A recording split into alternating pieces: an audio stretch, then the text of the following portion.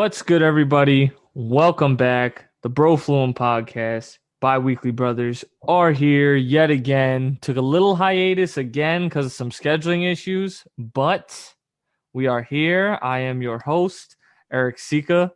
Our other co-host here, the creator, the curator, Tom DiFilippo. How are you doing, Tom? I'm good, my man. Good to be back.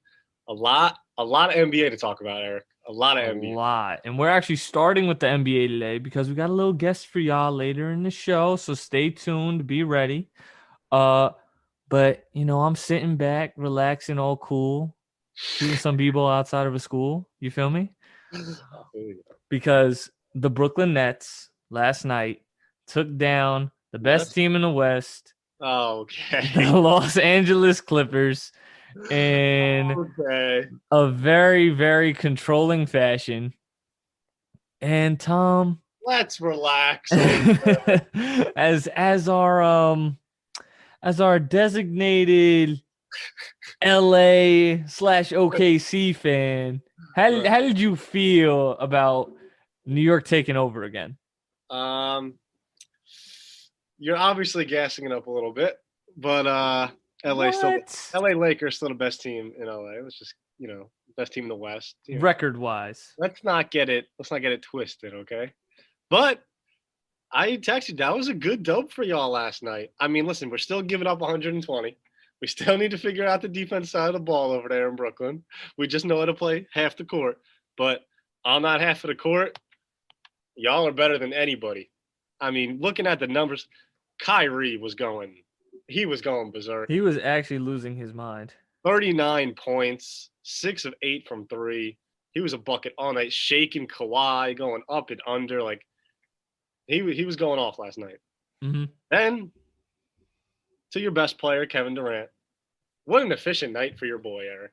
Efficient is an understatement. 28 points on 13 shots with 9 boards. That's wild. He might be the only guy in the league that can do that efficiently, that scoring. He might be the only guy. We know LeBron. KD is a better scorer than LeBron. I will admit that. I mean, you're stupid if you say otherwise. Last night, he was just as efficient as ever. Mm-hmm. And then your new acquisition, James Harden. We're like, is he going to start scoring a lot? What is he going to be doing? My man's just going to dime. Every game, he's just going to dime. Finish 23, 14 assists. And 11. He's clearly the best passer on your team, probably the best playmaker on the team. And listen, offensively, you guys look fantastic. Big win against a great team, the Clippers. But I still want to see y'all play some defense. I know we're playing the Clippers. They got Kawhi, they got PG, but we dropped some before these games because we were playing no defense. Like, we lost to the Wizards. We can't be having that, Eric. We can't be having y'all losing to the Wizards. When we talk about – all right. I'm going to let you go off. I'm going to let you say what you got to say. You can't be losing to teams like that when you're trying to be elite with the Lakers, even though the team you beat last night, the Clippers, the Sixers, the Bucks, kind of, the Celtics, kind of. When you're in that elite group, y'all going to have to learn to play some defense. What you got to say about that? All right, so let me get some things off my chest. Because I feel like there was it was going so well, and then there was just some typical tomfoolery in there. How was that? So I watched the whole game, tip to the end, strapped to my seat, popcorn on my lap, enjoying the show. Kevin Durant is clearly up there with Kareem Abdul-Jabbar, Michael Jordan, and James Harden, who's also on the Brooklyn Nets, as the best scorers of all time. There is no question. 11 for 13, 9 rebounds, 28 points. Dog. And you know what? He didn't break a sweat last night. He didn't look like he played the lightest 38 minutes that I have seen in my life. Now, Kyrie Irving, I'm not going to lie. It started iffy. We went down 15 early. Pretty sure it was the first quarter, if not the beginning of the second. Kyrie had 14 points on 13 shots. I wanted him to facilitate a little more, but that's James Harden's job. I feel that. Mm-hmm. Second half, deadly. The Euro across with the right hand on the opposite side. Wow. That is disgusting. Mm-hmm. James Harden's ability to pass the ball, another triple-double night. He is in point guard mode. Yes. And I have come to the conclusion that James Harden is always going to find a way to lead the league in something, whether it is bench scoring, total scoring, assists, rebounds. All of a sudden, he Good wants to point. play defense. He's guarding now. He strapped Kawhi at one possession. Oh my God. Steals. I mean, dollar bills thrown on strippers. He's got it. He is going to lead the league in it all. That man is disgusting. Yeah. I got nothing to combat that with. You're right. But you're talking about defense, Tom. And I think Yeah. the score is a little deceiving Okay. because we played the free throw game at the end of the game. And that was both ways. Steve All right. Nash did this interesting thing when we went up 3. We fouled them, so they didn't get a 3-point shot off. They made their free throws. They had to foul us anyway. Okay. Only thing that made me nervous about that is we still are turning the ball over a little too much, and by a little I mean a lot.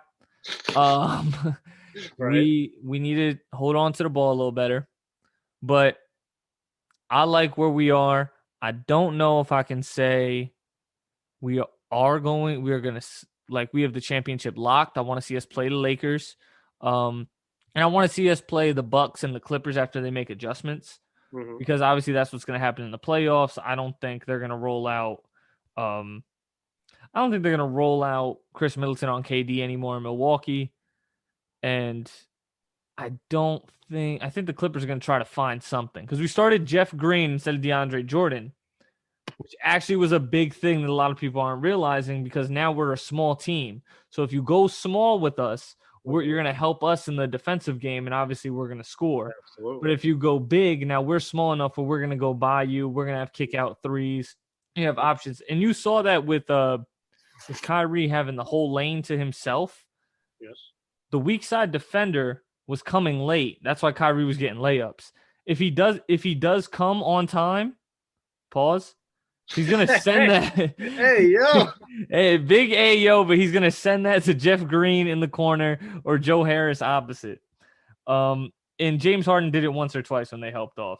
But hey, man, that was a good. And you know what? A lot of people are hating. I talked to a few of my nearest and dearest Laker fans, and I heard, "Oh, look what they got to do for y'all to win by 4." I'm gonna tell you something. If everyone knows we don't have a bench, Right. don't yell at me the bench isn't helping when we know we don't have a bench. That's what the trade was all about, to get Harden, get rid of your bench. I don't think that's fair. And also, fuck all y'all that are all of a sudden Jared Allen fans because all y'all told me that he wasn't going to guard Giannis or any of these bigs come playoff time. But now that he's gone, we need Jared Allen. Like, come on, bro. He had Like, one good game in Cleveland. Now they want him back, huh? bro, I don't even understand. Look, do we need more bench help? Yes, 100%. I would love if we can get Hey, JaVale got McGee. Iman Shumpert coming in. We got to see what he is. He could be a shell of himself. He hasn't been in the league for a year and a half. Well, he's always been able to defend, though, and that's what you guys are going to need. And he's athletic. Mm-hmm. So he could help on the perimeter. Bruce Brown's been great. I know it doesn't say it on the stat sheet much, but he's not just running around out there. Like he's playing good D. And you know he's doing his job. I know the stat sheet says 0 points, 1 rebound, like shit like that, but he's not Tony Snell in it. You're looking deeper than the stats over there. When you watch the game, you can see what happens. And I was surprised because it was a slower paced game than we're used to playing.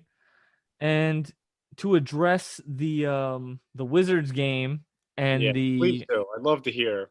Because I think it's fair to say that our 2 worst games are the Wizards and the Cavs game. Yeah, I would agree. All right. So, and you could argue the Miami game we won didn't look good. Okay. That's fine. So, my point is in the Cavs game KD didn't play and in the Wizards game James Harden didn't play. So, while they're bad losses, yes, I'm cool losing in overtime when I'm missing a star and I know I have no bench. So we can't. All that shows me is, yes, you can't be giving up 140 points. We know that. Like that's a very no shit thing. But I mean, when you're saying a team doesn't have a bench and we know it's a fact, and they're down a star, You can't come and tell me, oh, how'd they lose this game? We're down a star.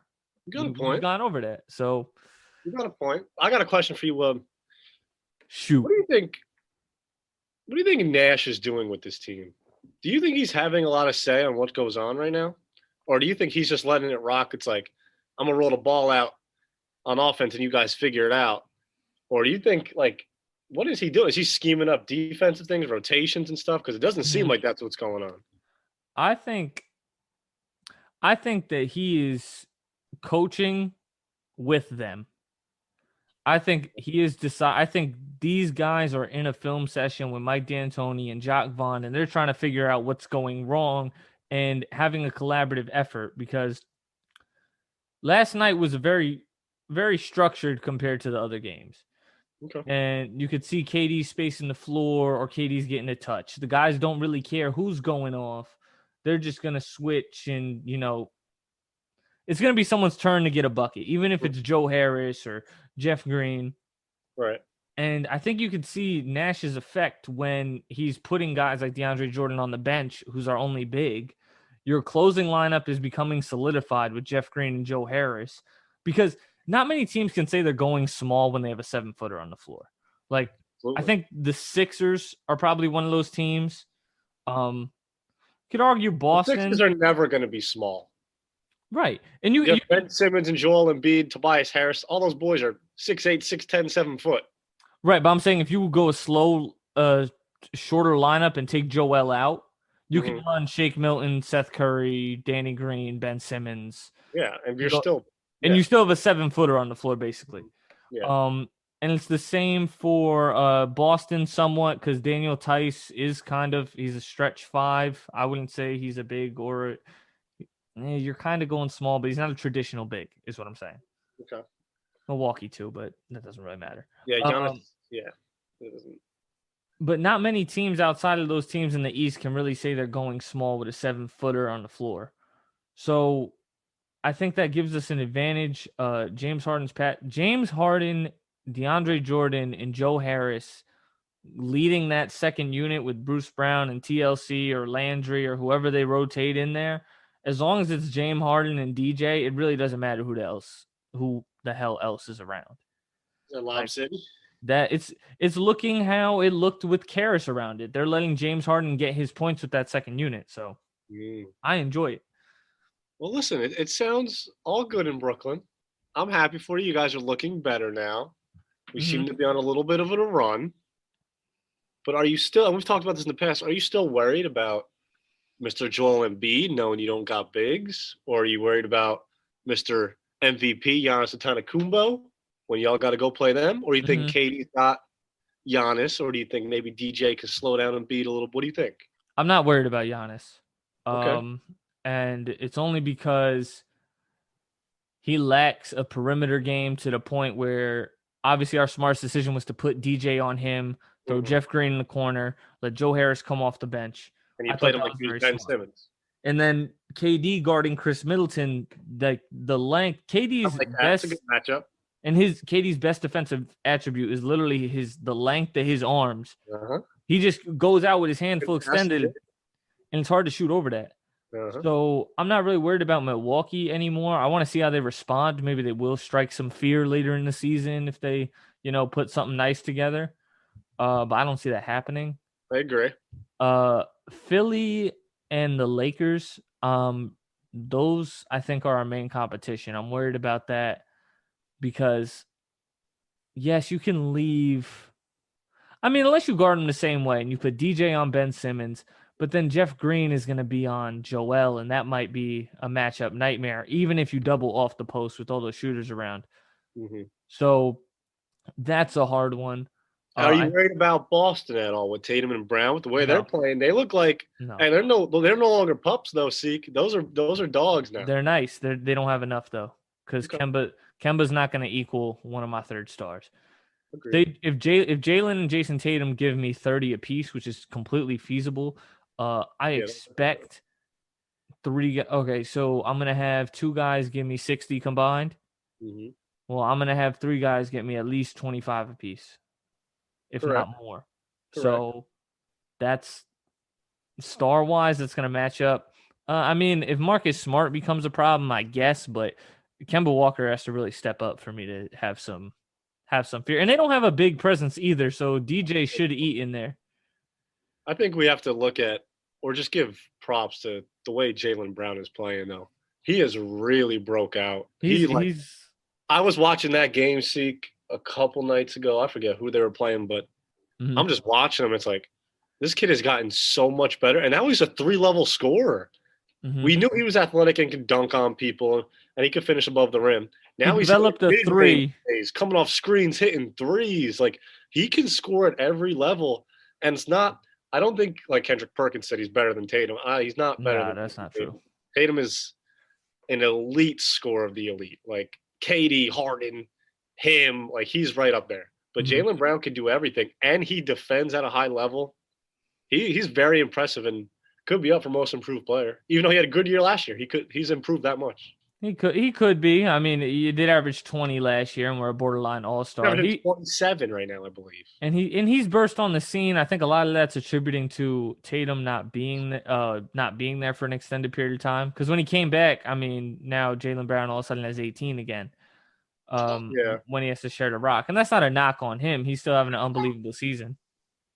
I think it's just they just don't scare me because I don't think they have enough firepower. I understand what Jaylen Brown does and how good he is and how he can defend. But all right, is Jaylen Brown going to stop KD from doing anything?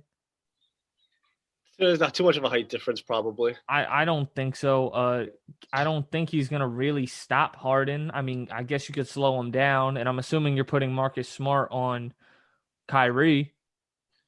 So Tatum on KD, that feels like KD's going to go off, and I'm going to have easy dump-offs for DJ to dunk all over Daniel Tice like Kelly Oubre did last night.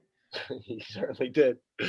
No, I listen, as much as I want to hate on you and your Nets and give you shit, I agree with mostly everything you're saying. I think Embiid's going to be a problem for you guys. You're going to have to scheme up a way, doubling in the post, 100%. Grabbing at the ball, trying to make him pick it up, that kind of stuff.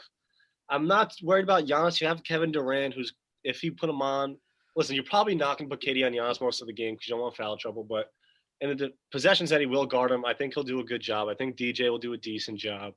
Giannis is going to score because he's going to get fouled. He's going to dunk. But I think you guys will have enough there. I wouldn't be scared of the Sixers.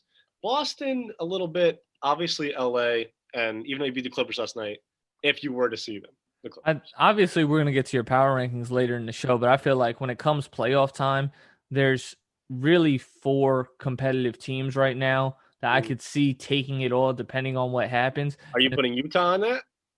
No, not as a real contender. I mean, they're nice, and Donovan Mitchell is amazing. They're a very good team. Very good. They're a very good team. They move the ball around. They kind of remind. Great coach. Oh yeah, no, 100. He should be up for Coach of the Year with Doc Rivers right now. Yeah. But the way they move the ball is very San Antonio Spur-like, and I love that. And Mike Conley's taking a big step. But do you see them beating the Clippers or the Lakers?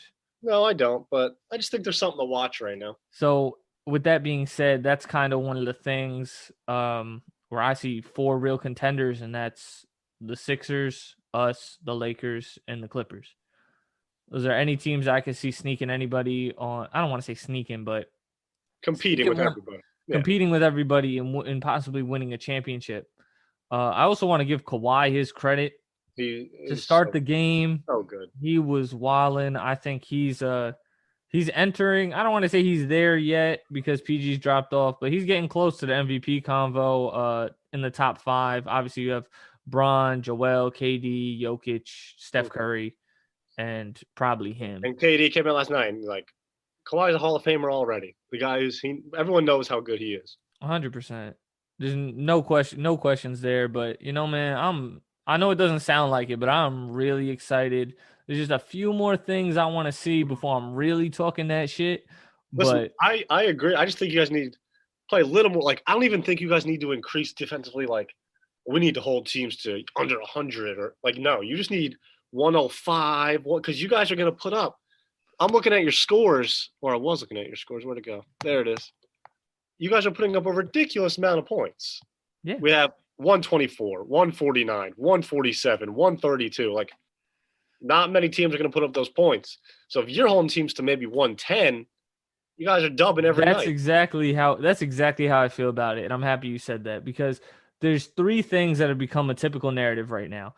This is the worst defensive team we ever seen. That's bullshit because they're not even the worst defensive team in the league right now. Yes, we're bottom 5. We're 27, but like we're still not at the bottom of the league.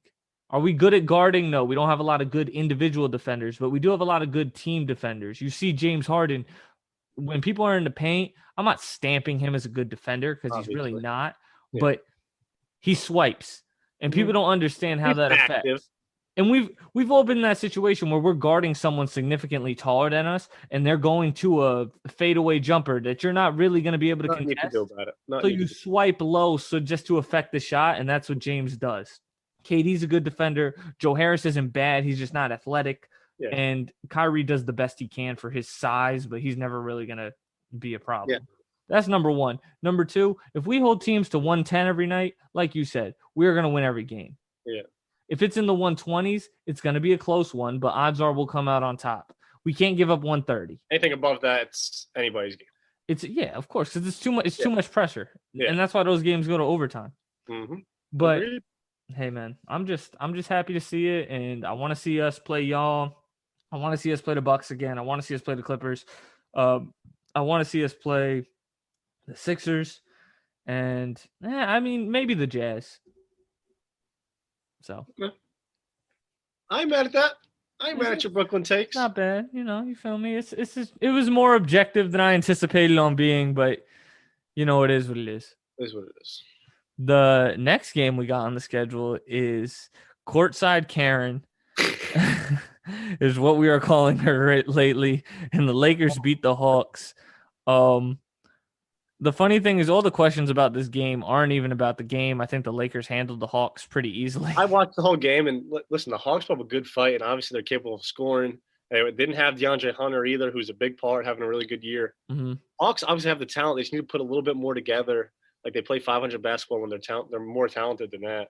Mm-hmm. But they put up a good fight against the Lakers, but obviously Lakers are a little too much. But the courtside thing took over the whole game, obviously. 100%, because like you said about the Hawks, I think they just need to mature. Capella has been a lot better than people expected.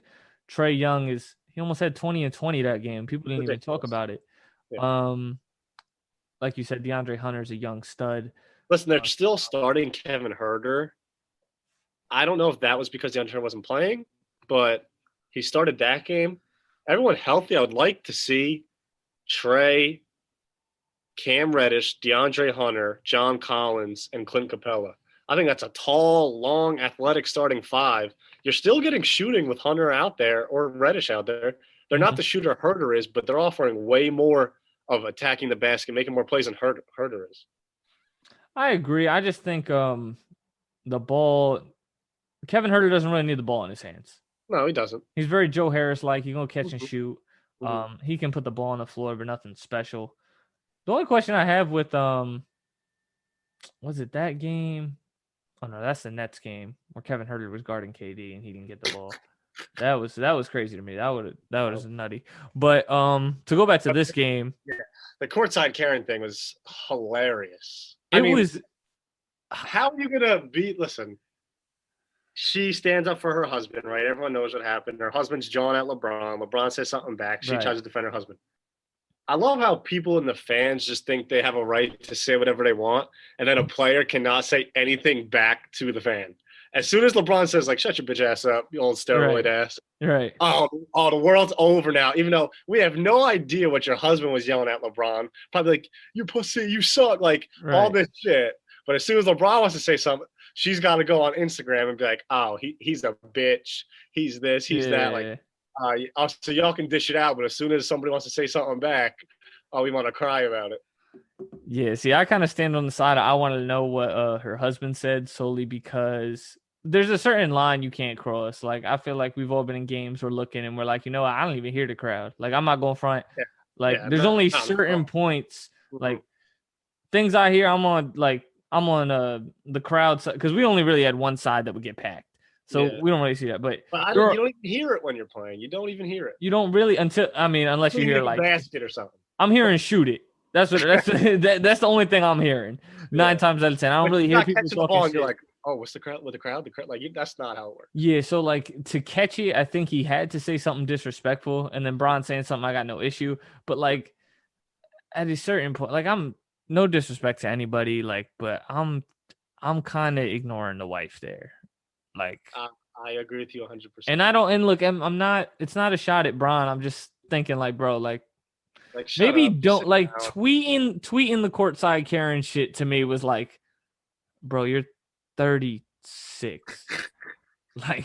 You're right. Don't get me hooked up, but like Yeah. let's relax a little bit. I think it was a lot. And I get shout out to him for not wanting him kicked out. I don't Yeah. know what they said, but them getting kicked out is, what it is. But definitely Just a funny altercation. fun That little fans are finally storyline. back. You see something like that, yeah. He's definitely old It's just steroid fun. ass. He definitely really is old Oh my! steroid I ass. see the pictures online. I'm like, come on, bro. I heard someone say she Come built on. like a deep breath. that was the funniest shit I've seen in my life. I'm not trying to show. I'm sure she. Oh, better question: is she really 25? Now, keep in mind, like I'm Not a chance turning in hell that girl- 23. You are 23. You're in your Braun year. Not a chance in hell she's 25. Is she 25? Like we can get a little personal. We'll tell some personal stories on here. 25 Like that, dog like years, that. bro. That one girl in the bar I met late junior year, or no, early senior year. Yeah, that's exactly. Yeah. For That's those that exactly- don't know, I thought the girl was about 25, and she hit me back when she's Nick was at 33. least 36. She was 33, 34, and that's actually around my sister's age, so that shit got shut down very fast. But anyway, Anyway, in other news, LaMelo Ball makes his first NBA start. I know you've been waiting for this. How'd you feel about it? only because Rozier was hurt, though. That's the problem. Only because Rozier had an ankle injury. We're putting in LaMelo. I'm not even watching Hornets game, honestly. I'm just watching LaMelo highlights. But Devontae Graham, take him out. This is what I want to see the Hornets do. LaMelo, Terry Rozier, Gordon Hayward, PJ Washington, Cody Zeller. That's your lineup you should rock with. Devontae Graham come off the bench, be a six-man scorer. That still fits him. Mhm. Also, I'm a big fan of Miles Bridges. I don't think he fits in the starting lineup right now, but I really like his game. That's actually one of my things. I think that If we could get him more minutes or somehow tweak it, that maybe. Hey, PJ's not tall though. He's only 6'7", so putting him at the 5. he got hurt. He got hurt in this game, though. I don't know how long he's gonna be out for. Oh, okay. Well, if he's hurt, then definitely slide Miles Bridges because Bridges can play. He can do a little bit of everything. High energy.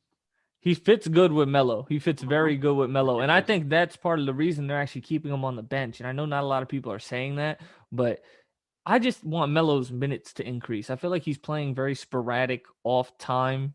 Because there's a difference when, like, all right, prime Lou Will coming off the bench, prime Jamal Crawford coming off the bench. They're playing 30-plus minutes a game. It feels like they're starting. Yeah, they're playing starter minutes. They're checking in like what, second, third, like whistle. Like, come on, man. Like you're basically starting. And I'd love to see that because I understand Devontae Graham's like literally a 5'11" shooter. Yeah. And Terry Rozier is definitely a ball handler and can come off the bench. But if you don't start LaMelo and you have him to come in, I'd like him to come in with Miles and just give Miles like 25 a game. Mm-hmm. I agree.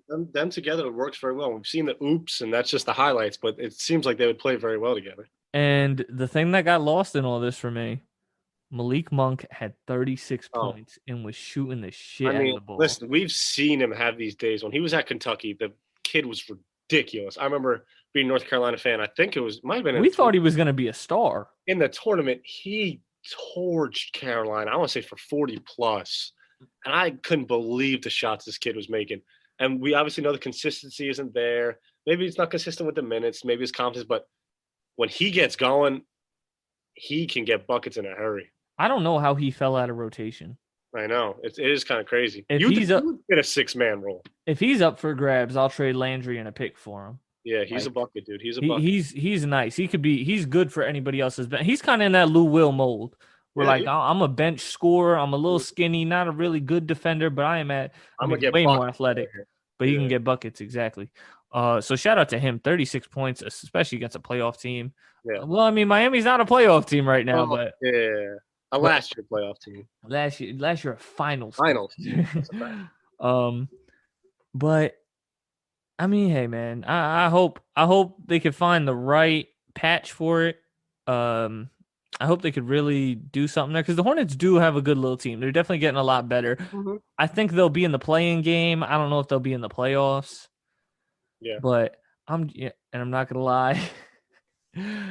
As a Nets fan, I really hope. Now, I'm not scared of them. I'm not talking about the Hornets, but I'm saying I really hope the Heat can turn it up and make sure they don't get to the 8th or 7th seed. I'd really prefer if they could be a 6th seed. I would. I see why. It's only because of the road. I don't need to be battling Miami and then battling. I'd rather. I mean, even battling Toronto. Like, can y'all get your shit together, please? So I don't have to can I deal with y'all a little later? Like, I agree with you. You don't want 4 if you're making it to the finals. 4 tough series in a row. I would just like an easy first one, and then I can see whoever the fuck I want. I'm not scared of anybody else in the second round. I'm at you with something, Eric, that I did in 2K. So hear me out. I know it's 2K, but we've seen, I believe last night, Blake Griffin tear his jersey off, right? I've been there, and we just feel bad. I feel bad for Blake in Detroit. It just doesn't make sense. He doesn't look good. Like, it just none of it makes sense, right? When he was traded to Detroit, we were just like, ew. The thing with him getting traded there originally, I feel like people were just like, this is the same thing he just had. It's just Lob City East, and it was Reggie Jackson, him and Andre Drummond. How good Blake Griffin is. Me and you know, when he first came to the league, he was a dunker. But he improved. He got handles. He has a jumper. He is ridiculously good now. Last year, he only averaged like 15 a game, but I'm not even giving him shit for it. You're playing on a shitty Pistons team. He's still a very good player in my eyes. Damn. He actually is having a really bad year. I didn't even keep that. He is. Hear me out. Tell me if you like this. The Dallas Mavericks have not been playing up to par. The Dallas Mavericks have not been playing what they were last year. You have Luka and KP. Let's trade for Blake Griffin. I think he slides perfectly into that lineup, gives them a third scoring option. I know he hasn't been great, but I think fitting around Luka and KP will open up stuff for him. A rebounder, a guy who plays hard. Listen, he is a smart basketball. He's been in playoff series. It gives you experience. I think you get Luka, KP, and Blake, and you're probably going to get rid of maybe Tim Hardaway Jr., James Johnson, and say maybe a second-round pick or something, whatever you want like that. But I think that makes a lot of sense. And if you want to put Luka at point guard or at small, however you want to make your lineup, but those three together make a lot of sense to me. If I'm trying to think of it from Detroit's perspective, because I don't think the issue is Blake himself. Like you said, we know how good Blake is. He's still a top 40 player in this league, even though his stats say otherwise. Yeah, absolutely. But to me, because don't forget, the Pistons were in the playoffs 2 years ago because of him. But they weren't real contenders. I mean, like the Magic aren't real contenders, and they get into playoffs every year. Right. So, it's you still get credit for that, in my opinion. Yeah. If I'm Detroit, though, he just doesn't fit the team. Jeremy Grant's going off. D Rose is a good fit until Killian. I wouldn't trade D Rose. Actually, I don't care what they're saying. I think he has a good. Let him rock with Killian Hayes. 100%. I wouldn't move him. DeLon Wright's good. Sekou is solid. He needs to get better. Mason Plumlee's been fine. I would actually, if I'm sending Blake Griffin over there, I would actually ask for Dwight Powell. I know if you're Dallas, you're doing it. I'd probably ask for a little more. Maybe give me the flexibility and get what's his name, Jalen Brunson. Maybe get him too. Brunson at point guard. Just so I can move. Maybe I can move D Rose then and get more and do Jalen Brunson, DeLon Wright, and Killian Hayes would be a decent backcourt, and obviously it picks. But I don't hate him. I don't hate him in Dallas. I think the only thing I would ask is defensively, because I mean we saw Chris Paul fuck up KP every possession down the court, and he is probably their best rim protector. Well, he's a rim protector. I don't want him guarding anybody on the perimeter. But is the mid-range really the perimeter? Listen, he's not comfortable guarding CP3 in any direction that's not under the rim. I'm just saying, you have a foot on somebody, and you're guarding him at the elbow, and you are getting lost.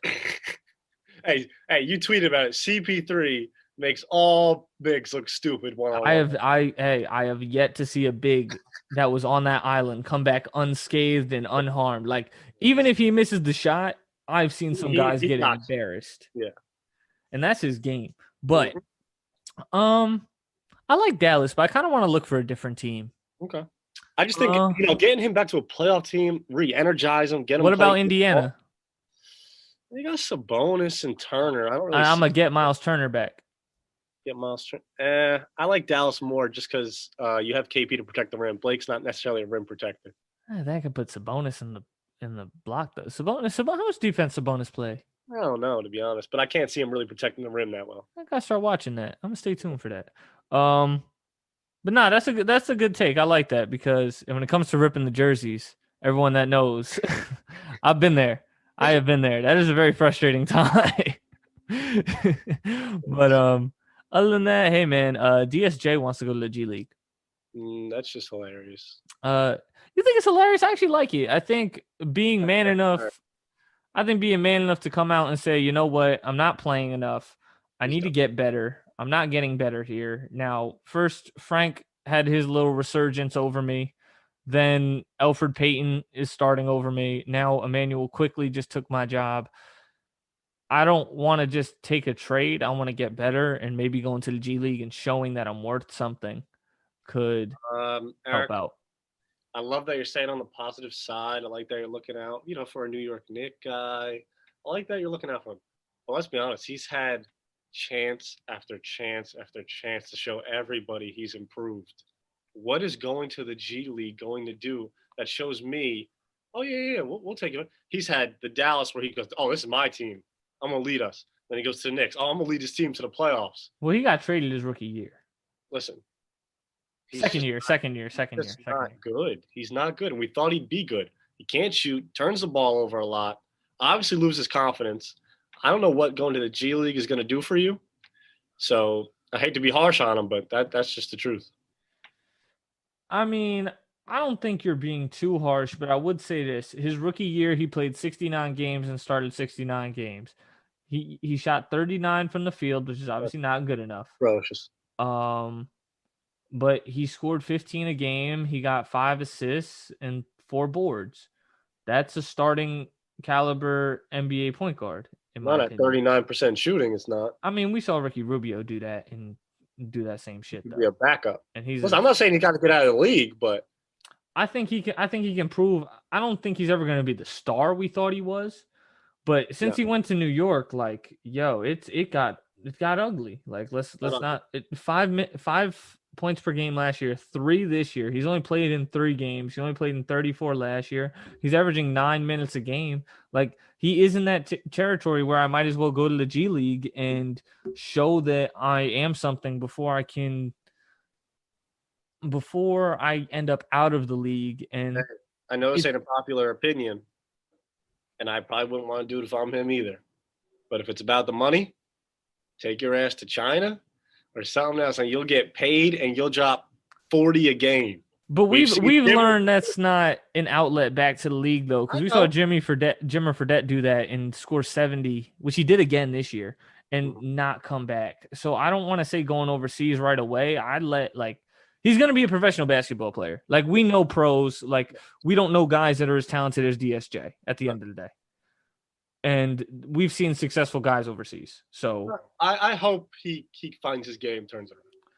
Hopefully, but if he can turn it around, I actually think obviously it's if he can turn it around, but the Clippers might as well pick him up for their G League team. And if Reggie Jackson goes down, he's someone you could plug in. Athletic. Hopefully he'll play a little defense, but he has to get better. Like there's no secret around that. But I actually like the move. And since we already talked about LaMelo too, and now kind of I don't want to say DSJ's washed, but a former, prospect. Yeah. As of right now, you got some rookie of the year contenders because I think I got a few for you. I think the top 3 are obvious, but then I think there's 2 guys that should be in the conversation. I think my LaMelo pick is looking good. Mm-hmm. Obviously, looks good so far, and hopefully he can get more in the starting lineup and put up even more points, more assists, make plays. I think James Wiseman has played well. I think he's had his moments. A guy that went sneaky, who you might bring up, is Tyrese Halliburton. I mean, Yep. that kid is balling for the Kings. He looks really good. Looks like a nice pick. Uh, Anthony Edwards. We've seen him score, but not efficiently, really. That's his only problem. He's scoring like 15 a game, but his team's bad and he's shooting like 40%. But that's really all I think of straight up. Why? Who do you have in mind? I have LaMelo is probably leading it right now. Mm-hmm. I'd have Wiseman at the runner-up. Mm-hmm. I'd actually have Anthony Edwards still ahead of Halliburton. Okay. Barely though. That's fine. And then I actually have Emmanuel Quickly. Quickly has been balling, absolutely, no I doubt. have Emmanuel Quickly and Cole Anthony. That jam last night was wild. Yeah, that was ridiculous. And he is really filled in the void that Markelle Fultz left when he got hurt very well. They're just not winning games because he's a rookie. And they actually are really hurt. Aaron Gordon just got hurt. Yeah. Vooch is fighting though. Vooch and Cole are Vooch balls, man, no doubt. T. Ross is low-key balling too. But I just think, I wanted to get your thoughts, man. I feel like people aren't talking about my boy Quickly over there. Hey, Cole Anthony from UNC, I'm always going to support him. Quickly, the floater game is on point. That's his move, and he looks good. I like the pick. Looks like it was a good pick right now. And I want people to realize that they're not. Sometimes, like, yes, we use numbers a lot to justify what we're saying, but you also have to understand someone's game. Like Cole Anthony falling to 15, I never really thought that should have happened because he has an NBA game and he's been playing pros for 2-3 years now. More talented than 15th overall. Yeah, like I don't know why someone didn't take a shot on him earlier. Man, looks good for Magic. Yeah, so it is what it is. But let's get into your power rankings, man. I know you got some, and I better hear Brooklyn higher than 8. Okay. That's all I'm gonna say. Okay. I'll hear you there. Check me out at 10. Check me out at 10, Eric. The team in Arizona, the Phoenix Suns. 11-8. We just talked about CP3. He's starting to put up points, 30 the other night. That's what they need more of. Booker hasn't been as consistent as I like to see. Ayton hasn't been as good as I thought, especially early on in the year, but they're still a solid team. They're 11-8. Like they're all right. Or they're 11-8 before last night. I didn't count in last night's games. That's no big deal to me. Yeah. Actually, Ayton's averaging 14 and 13. Yeah, but look at the year before. He was averaging more. Not boards, but points, I believe. Yeah, he was averaging 18 and 12. Yeah. I was just curious. I haven't paid attention to DeAndre Ayton actually. So that was a good take though. Yeah. At 9, I got the Indiana Pacers. They're 11-9. They've been dropping a couple games recently, but when's LeVert coming back? Is he back? When is he coming back? I just know that he had a successful surgery. Prayers up to him. Thank God that he is okay. Apparently I think they did say it would have been cancerous, so that's very good. I think they got that. But he's been practicing from what I've heard. They have Brogdon and Smalls who've been balling. Add LeVert in there. They're not a full team, but they're still playing good ball. At 8, I got the Celtics. They're 10-8. They dropped a couple recently. They're 10-8, so they kind of slowed down a little bit. Tatum and Brown still balling. Kemba's been a little bit disappointing. I guess that's with the emergence of Tatum, though. Tatum's obviously scoring more, taking more shots now. He's getting less of it, but, whatever. And at 7, your Brooklyn Nets. They went up a spot, Eric. They went up 7? a spot. Oh, sorry. I'm sorry. I messed it up.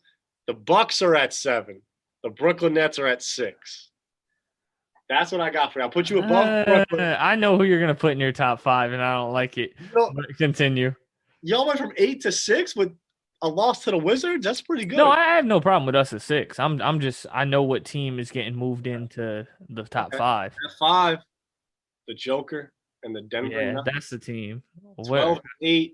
Listen, I'm looking at the Nets and the Nuggets. I'm like, oh, what team, what should I do there?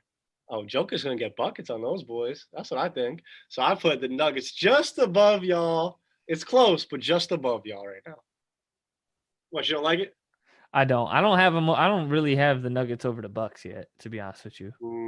And look, Joker's doing his thing. It's just that Like everyone else has to start carrying their weight. Jamal Murray hasn't done shit yet. Like Michael Porter Jr. needs to just play more. They're still like, I know he just came back, but they're still like, he's always hurt though. I mean, Gary Harris hasn't made that much noise. Will Barton hasn't made that much noise.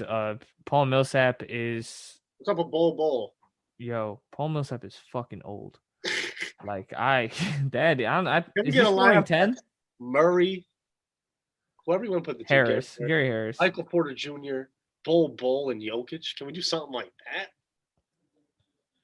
That could be a problem, but not ahead of the Nets, and I don't know. I don't think ahead of the Bucks yet. All right. At 4, I think they're barely ahead of the Suns. Damn. No, but I'm saying like that's obviously Indy and Boston too. I have no problem ahead of Boston because they've been struggling. At 4, the Utah Jazz, who've been streaking. Valid. How far we said before, they play very good basketball. You made a good point. Looking like the Spurs a little bit with their ball movement. Mitchell's obviously a star. You know, we kind of do see this from the Jazz, though, every year, so we're not sold. We're like, wait till playoff time comes. They'll win a first-round series, probably lose the second. Mm-hmm. But if we look back, they lost to a team, to the Denver Nuggets, that went to the Western Conference Finals in 7 games. So it's like they're not far off from being one of those elite teams. If they were in the East, they'd be real contenders. Definitely, I agree. At 3, Philly. We talked about how ridiculous Embiid is, MVP year right now. They're 15-6. Doc and his team, they've looked way better, I think, than they've looked in the past. I don't know if it's Doc or if I don't know it's just the way this team's put together with Curry and Danny Green seems to make much more sense. I saw a funny TikTok that said Embiid in the middle, and it was like him surrounded by shooters, and it's that scene from Step Brothers where he's like, look at all the activities we can do because Embiid's got all this room. With all these shooters around him, if you double, they're going to move that thing and find a shooter. Much more. This team makes much more sense than teams we've seen in the past, where it's like we got no shooting and Ben Simmons out there. Mm-hmm. At 2, I wonder how you think this 2-1's going to go. The Clippers. I think, yeah. Okay, because listen, ESPN fair. I think had the Clippers at 1. Bleacher Report might have. I got the Clippers at 2 still. They're 16-5, or they should be 16-6 now, I believe, after the loss last night to the Nets. Good game. They're still playing good ball, but they're not better than King James and Davis, who's been struggling, who needs to get back to himself. But they're winning games with AD struggling. That's scary. They're 16-6. And they've been on this long, I believe, they're on the East playing a bunch of road games. They're finally going to get to go back home. They're going to do some home cooking. Could be 20-6. Right now, it's 16-6. Still the best team in the league. Right. Well, I think that's what 4 weeks. I believe that's Lakers. 4 weeks for the Lakers at number 1. Shout out to them, man. Yeah, shout out to them. I mean, they deserve it. I have no problem with them being there, even though they dropped a couple. I'm cool with the Lakers at 1. I'm cool with the Clippers at 2. I actually would put the Jazz at 3, just because they have the best record in the West. Yeah. Obviously, them with Philly, you can't really complain. Obviously Philly's next. Then I would have Brooklyn. Then I would have Denver. Denver and Milwaukee's a closer. I'll give Denver the edge right now. I know I said Milwaukee before, but I'll give Denver the edge right now. So then I'll say Brooklyn, Denver, Milwaukee, Boston, Indy. Boston, Phoenix, Indy. I want to give Phoenix some credit a little more. Okay. I'm not mad at that. Both. I mean, they have a better record technically. So I gotta ask too. What's up with your boy Luka, bro? Listen, y'all throwing hate, but he's still averaging. I believe it was the month of January. It was 28, 9, and 9. Mm-hmm. So y'all can keep hating, saying he's not playing as well, but he's starting to turn it up. I'm not trying to hate. I'm just saying that they're in the basement right now. They aren't playing good, and it is a little shocking because now KP is back and stuff. I didn't think they were title contenders though. Well, people had them. We didn't have them there, but people had them top 5. I agree. People did have high hopes for them coming into the year. People were talking MVP. To me, they're one piece away. Do you think Blake Griffin's that piece when you bring that up? I think he could be. Now, I don't think they're going to beat the Lakers, but I think they're one piece away from being, okay, now we can look at the Lakers and the Clippers eye to eye.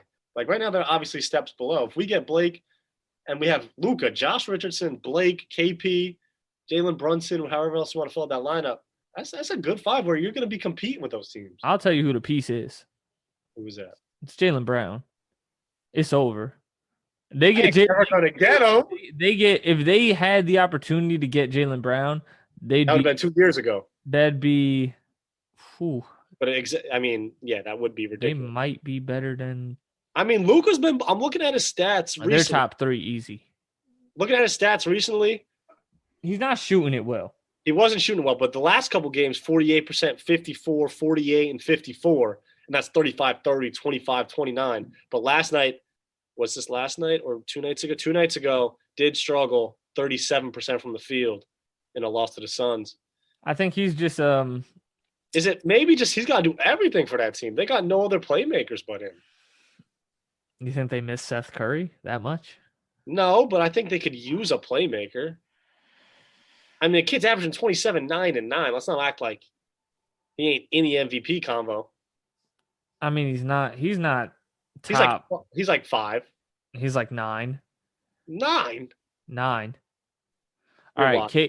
KD, Joel, LeBron, Okay. Jokic, Curry. Steph. That's 5. Okay, 5. Kawhi, PG. 6. I don't know. I'm not putting PG over him. I'd put PG over him. PG's having a way better season. He has Not 27, 9, and 9. Come on. I'd actually put Donovan Mitchell over him too. They're the best team in the West. Well, we're gonna have to disagree on that, my friend. So even if we move PG back, he's 8 or 9. He's a little lower than I thought. I got him at 7. But they just gotta start winning games. I think that's my point, though. If you're not winning games, does it matter? Because then I'm going to start telling you Jeremy Grant's the MVP. You're right. So that's the only reason I have him so low. It's not that he's. Oh, and I want to ask you about this with the NBA. It's not even with the NBA, but it's with Nike. You seen these shoes? These hand-free shoes? Yo, I'm fucking with those. Bro, they're fire kind of, though, They look hot. Like, they're smooth to get on and off. Like, I would rock the shit out of those. The only thing I'm going to say is, all right, to the people that are hating on them, you're stupid. Like, right. This is a valid thing. A lot of people, the amount of people that slip their shoes on and off anyway, like, whoever has that patent, you're about to make a bunch of money. Tough.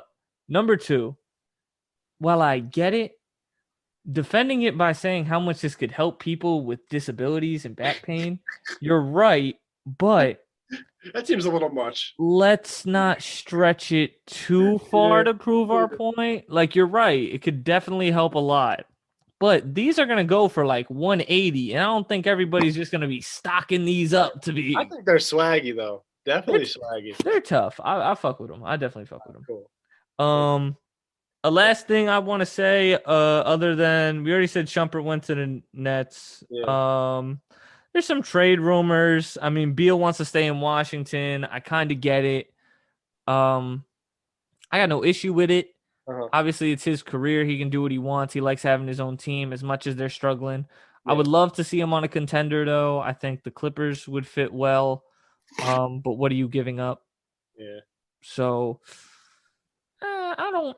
Like, how you feel? Do you think he should want to stay? Think he should want to go? Have a problem with him wanting to stay? I don't have a problem with him. I don't think you should ever really have a problem with somebody wanting to stay. It's their decision. Everyone else wants him to leave, but maybe he likes his life out there in Washington. But what if he was in Dallas? That's a missing piece. He's in Dallas. Like, goddamn, right? That's an amazing piece for them. But, like, yeah, we as a fan want to see a guy that talented be on a team that's contending. We want to see him on a Miami Heat. I know you don't, but fans do. On a Dallas, on a team like that, or a Denver even, to add him with Murray, that would be ridiculous. We want to see him on a team like that. That's fair. And those are two teams that could put together packages around Tyler Herro or around Gary Harris. I'd be willing to take that. They're saying Zoe to Chicago. I don't understand that. I don't think that makes any sense. We talked about this. We don't see the fit there. We giving it any gas? I'm not. I don't think so. First of all, I mean, it would be a Chicago move, right? They would just continue fucking up. You have Kobe White. Why do you need Lonzo? It doesn't make much sense to me. Right. We touched on Redick and Oubre last episode, I believe. Yeah. They better get rid of Eric Bledsoe. I will tell you that. That's someone that y'all should get. Y'all should get Eric Bledsoe and get an extra first-round pick with that, and hold on to his little contract like you're doing with Al Horford. That could help y'all. Let George Hill skate. Yeah. Well, yeah. We don't need George Hill no more. He got hurt, actually. Hope he gets better. And last but not least, Clay's comments. This is something that I think a lot of people are addressing, whether they have a problem with it or they don't. I'm not gonna lie.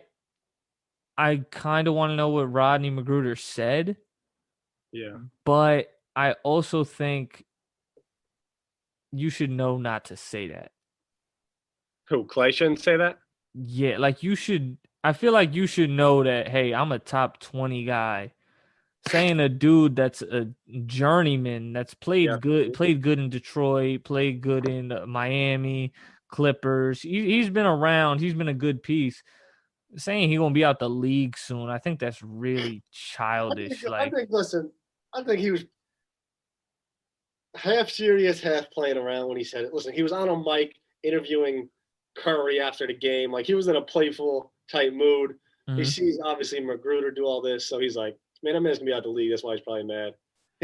That's making a comment like that me and you would make in a locker room, right? Like, Right. always mad because he sucks. And that's kind of how I feel about it. Like, I think it's childish to say publicly. Yeah, That's it. might not Yeah, be like, great. I don't have a big problem with it. Listen, you're Klay Thompson, one of the best players in the world. Listen, if he thinks Rodney Magruder's ass, he can say Rodney Magruder's ass.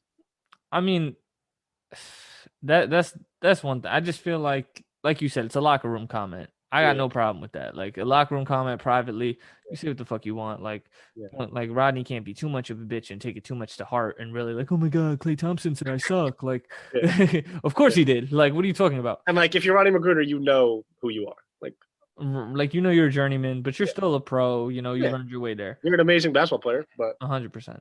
But my Klay Thompson. only thing is saying it publicly. It's kind of like, put it this way: we've had tough games where we don't feel good about the other squad. We've actually almost scrapped outside locker rooms. Yeah. But if someone was interviewing you or me or like shout out Tip, Jack, any of those guys, like they're not gonna be like, oh well, so and so's a bitch, and he actually they're just mad that they're not real contenders in our conference and you know what I mean? Yeah, Like I you feel got a like point. You got a point. that's just childish to a point where you don't take it publicly. You know what I mean? Um, and I think that actually wraps up Yeah, any that's the NBA basketball for news. us. Yeah, man. I mean, we can update how our picks are going.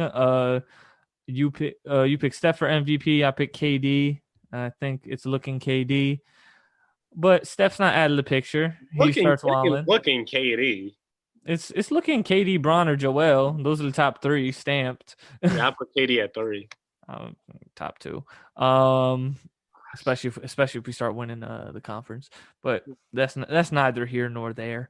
LeBron should have won last year. He might fuck around and win one this year. Coach of the year, your Doc Rivers pick is looking mighty fine.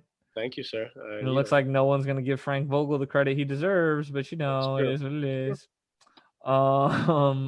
Rookie of the year, LaMelo's looking good. He's in the lead. I was torn between Wiseman and Edwards, and I went Edwards, so he better start hitting shots. I don't think we care about scoring champ and DPOY right now. It's Bradley Beal, scoring champ. And then what else do we have? Coach of the year. And then the other awards are kind of too early to say. I mean, sixth man is definitely not going to be Karis LeVert anymore. No, definitely not. It was a good pick before the year, but obviously with the injury and the trade and stuff, it's not going to happen. Right. But, all right, we're going to be back with y'all with a lot of football and a guest. Brandon Murphy's coming on. So I'm going to take this quick break. You're going to hear from Murphy's Law, his lovely show, and we will be right back. Swag. Hey there, everyone. I'm Brendan Murphy, host of the Murphy's Law podcast. Every Tuesday and Friday, I bring you the latest news and notes from around the world of sports. We mostly cover baseball, football, and golf, and I bring in a lot of different guests to help me break down the biggest news of the week. If you're enjoying Brofluent, be sure to come and check out Murphy's Law every Tuesday and Friday, available on Apple Podcasts, Spotify, Podbean, or wherever you get your podcast. I hope to see you there, and enjoy the rest of this episode of Brofluent. All right, everybody, welcome back. Hope you enjoyed that lovely message from Murphy's Law. Great show. Go like, comment, subscribe to them as always. And we have the man, the myth, the legend himself. Brandon Murphy has come on to be our special guest. Murph, how you doing, man? Doing good, It was stuck up at Camelback for 3 days and just walked in the door for the first time since Sunday morning. So Nice. it's nice to Snowed be us home. out. It's very Snowed us nice to be out. home. We got about 30 inches up here, so Yeah, I was snowed in. It is nutty going around Northeast. Got I was gonna say pounded, but let's not pounded by some snow. But let's not go there. Let's not go there. It was a keep blizzard. quiet. It was a blizzard. Yeah, Dairy Queen style. But we're happy to have you here, especially after the last debacle. We're recording this time. We've double checked. We made sure you actually hit record this time. 100%. But we're obviously here to talk about the NFL. That is the main thing we're going to get into. And there's a big trade that happened since the last time we all talked. And Matt Stafford, the official trade, he gets sent to the Rams for Jared Goff, 2021 third, 2022 first, and a 2023 first. Murph, you being the guest, I want you to lead off. What are your thoughts? Well, the Rams got fleeced. I mean, I don't think there's any other way to put it. I mean, you got Matthew Stafford for 2 first-round picks and Jared Goff and what was it, another third? A third, yeah. I think. They got flat out fleeced. There is no reason that they should have had to give up 2 first-round picks for Matthew Stafford especially if they were trading Jared Goff. Mm-hmm. So it should have been a flip plus maybe a first and maybe like a third or something like that. They got fleeced. That's all I have to say. The Lions did very well for this trade. I agree with you, Murph. Everyone's been saying Lions won this trade. I don't want to go like, oh, they got fleeced like you're saying, because I think people don't know how good Matthew Stafford is. And I know I've talked to Aaron about this, and he's not as high on Stafford as I am. I think when you watch him play, he's an elite quarterback. He's a very good quarterback. Like I've been saying, I've wanted the Colts to go get him. I wouldn't have given up this much, but a quarterback, if you're giving up Goff, then you only should have to give up 1 first. I agree with Murph. If that. 2 firsts is a little risky, and a third. The Lions did a great job with this. And if they want to keep Goff, like if that's their future plan, listen, I'm not high on Goff, but I think he's a starter in this league. If you want to build your team up first and then get your quarterback, like that's fine, because obviously Goff I don't think is really going to succeed in Detroit right now. But if you build that team up and then you get the quarterback you're really looking for, it's not a bad rebuilding phase for Campbell and the new coaches that are there. Good opening trade for Dan Campbell. Dan Campbell obviously looks like a crazy head coach who's going to put some toughness into Detroit, which I hope he does. I hope it works out. But Detroit won the trade, but I think it works for the Rams a little bit too. They just have to go get it this next couple of years. I actually think y'all hit it on the head. Jared Goff, a first and a third, sounds a lot better than Jared Goff, 2 firsts and a third. Jared Goff, 2 thirds and a second sounds good too. I think that sounds a lot better. I think I know Tom said I'm not that high on Stafford. It's not that I'm not high on him. I want to pump the brakes when we say elite. A guy with 0 playoff wins in 12 years is not elite in my definition. Very good though. Very good, very talented, great player. But I think the real question is how much better does this make the Rams? And I don't think it makes them a Super Bowl contender, barring no one else making moves. And obviously people are going to make moves, but the Rams are already cap strong, so I don't see what they're going to do. Like you're paying a significant portion of that Jared Goff contract still for him to play in Detroit. Yeah. So I just don't like, it's not, I don't want to say they got fleeced. That's the only other thing. Like when it comes, we're going to do grades later, but I'll just give mine now. To me, it's like Detroit got a B+ and the Rams got a B because it's a marginal upgrade. Detroit they're not going to contend, but they got 2 future first-round picks, and they got a quarterback that maybe they can build upon. Yeah. I don't think they see the Jared Goff contract as a salary dump, as a lot of people are saying, but I don't know. Like, do you guys think that this makes the Rams a real contender? Because I don't feel that way, and my initial reaction was, whoa, that's a lot for Matthew Stafford. To go with the grades, I would give the Lions an A. and I'd give the Rams a B because I think they've improved, obviously, but Detroit won the trade. Are they Super Bowl content? Like, they obviously have to keep Donald and Ramsey, and they've talked about are they going to restructure those deals? If you're the players, you really don't want that because you're probably taking less money. So I don't know if that happens. Mm-hmm. I would say like they're not going to be better than Green Bay. If TB12 comes back, probably not better than Tampa. Seattle makes a move, might not be better than Seattle. I think they're better. I'm not high on Seattle. I think that team's so poorly put together. I think they're better than Seattle. I think they'll probably win their division next year, but when they come to the big dogs, they're still probably third or fourth in that conversation. I'm kind of on a different level here because I don't think this is a huge upgrade for the Rams. If, to be perfectly honest, if at all. I mean, don't get me wrong. Jared Goff and Matthew Stafford are not that dissimilar. But if you're coming at this from a Rams perspective, Matthew Stafford is also very much older than Jared Goff. You're basically trading about, I think it's 8 years older than Goff that Stafford is. But still, that's a lot. Right. So, I mean, you better damn well be ready to win now. Mm-hmm. And I just don't think they are. I don't think there was any reason for them to make that trade because they're still building that team. Goff was okay. I mean, I know they said they wanted to have a quarterback competition between him and that Wolford or whatever. Yeah. I think that was a bunch of BS. Yeah, I didn't take that seriously either. No. And you gave him all that money. You're going to have to pay all that money to send him out. So what the hell was the point of making that trade? So for me, the Rams get an F because I don't think they had any reason to making that trade. I think they should have basically told them, look, we don't want to make this trade. They don't need to. Mm-hmm. I mean, did Stafford make them better? Maybe a little bit. But yeah, they have their first this year, but they're not going to have his first round pick the next 2 years. They've got to win right now in order for this trade to make sense. And they're just not good enough to do that. They don't have a great running game. Mm-hmm. Their defense is good, not great. And their defense was number one in the league. I could say they might not be the same next year, which I hear you because defenses normally don't have like runs where like we see maybe 2 years where a team is a top defense and it stops. So I mean, they're another year older.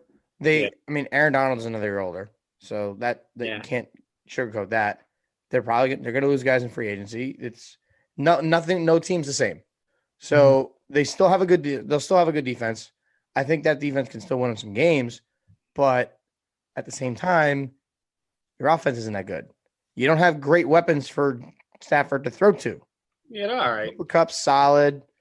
I mean, how am I drawing a blank? Robert Woods. Thank you. I don't know why I was drawing a blank on Robert Woods, and that's about it. I mean, they don't have great tight end play unless they go sign somebody. But like, what was the point?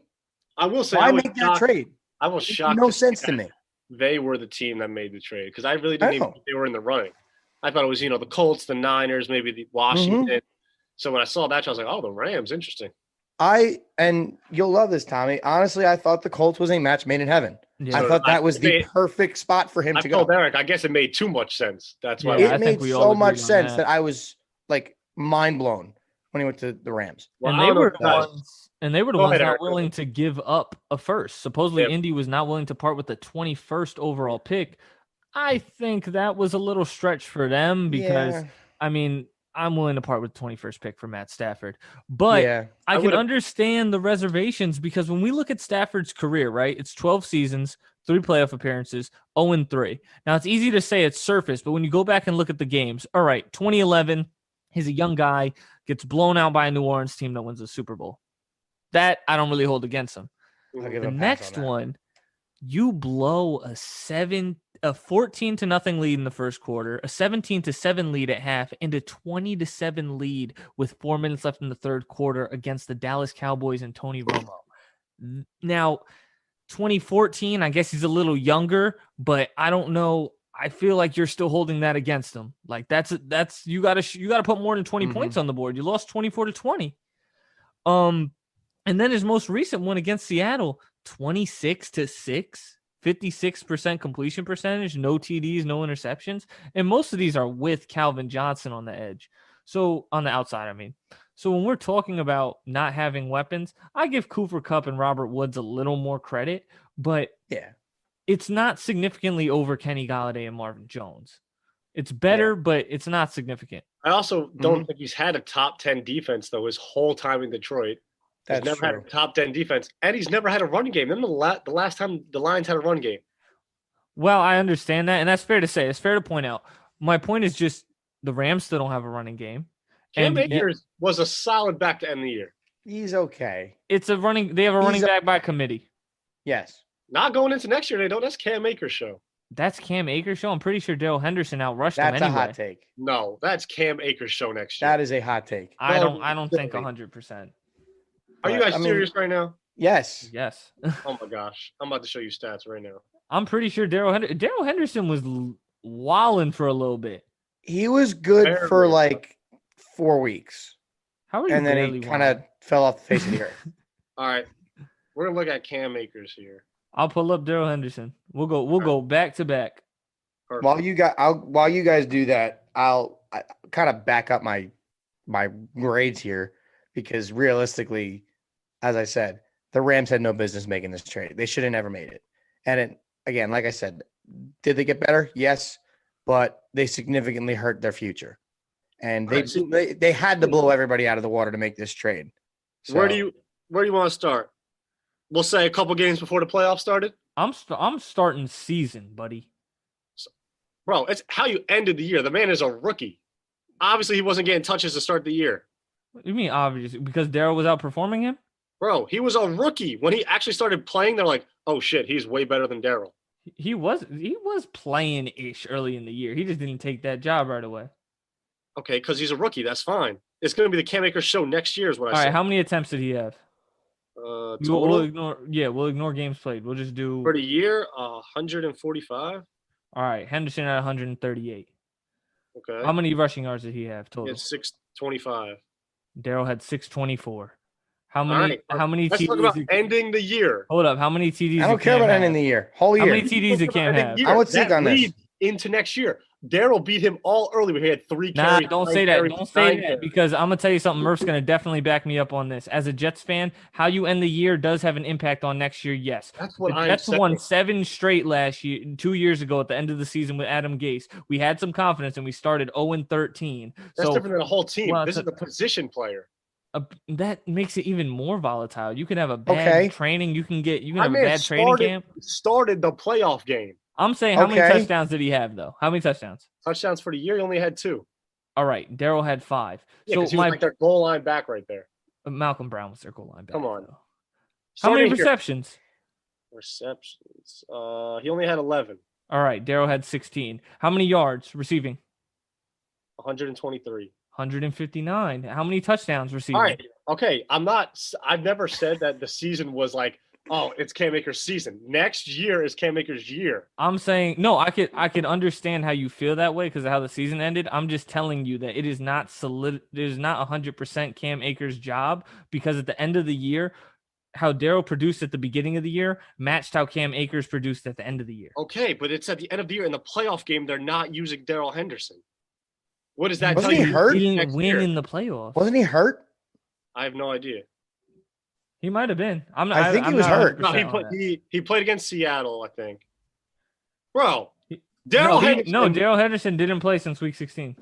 No, it's at Seattle. They played Seattle in week 16. And he got 12 rushes for 62 yards. Okay, let's look at the times before that. 10 rushes, 19 yards, 3 rushes, 49 yards, 2 carries for 5, and 1 attempt for -2. He wasn't getting touches. Come on.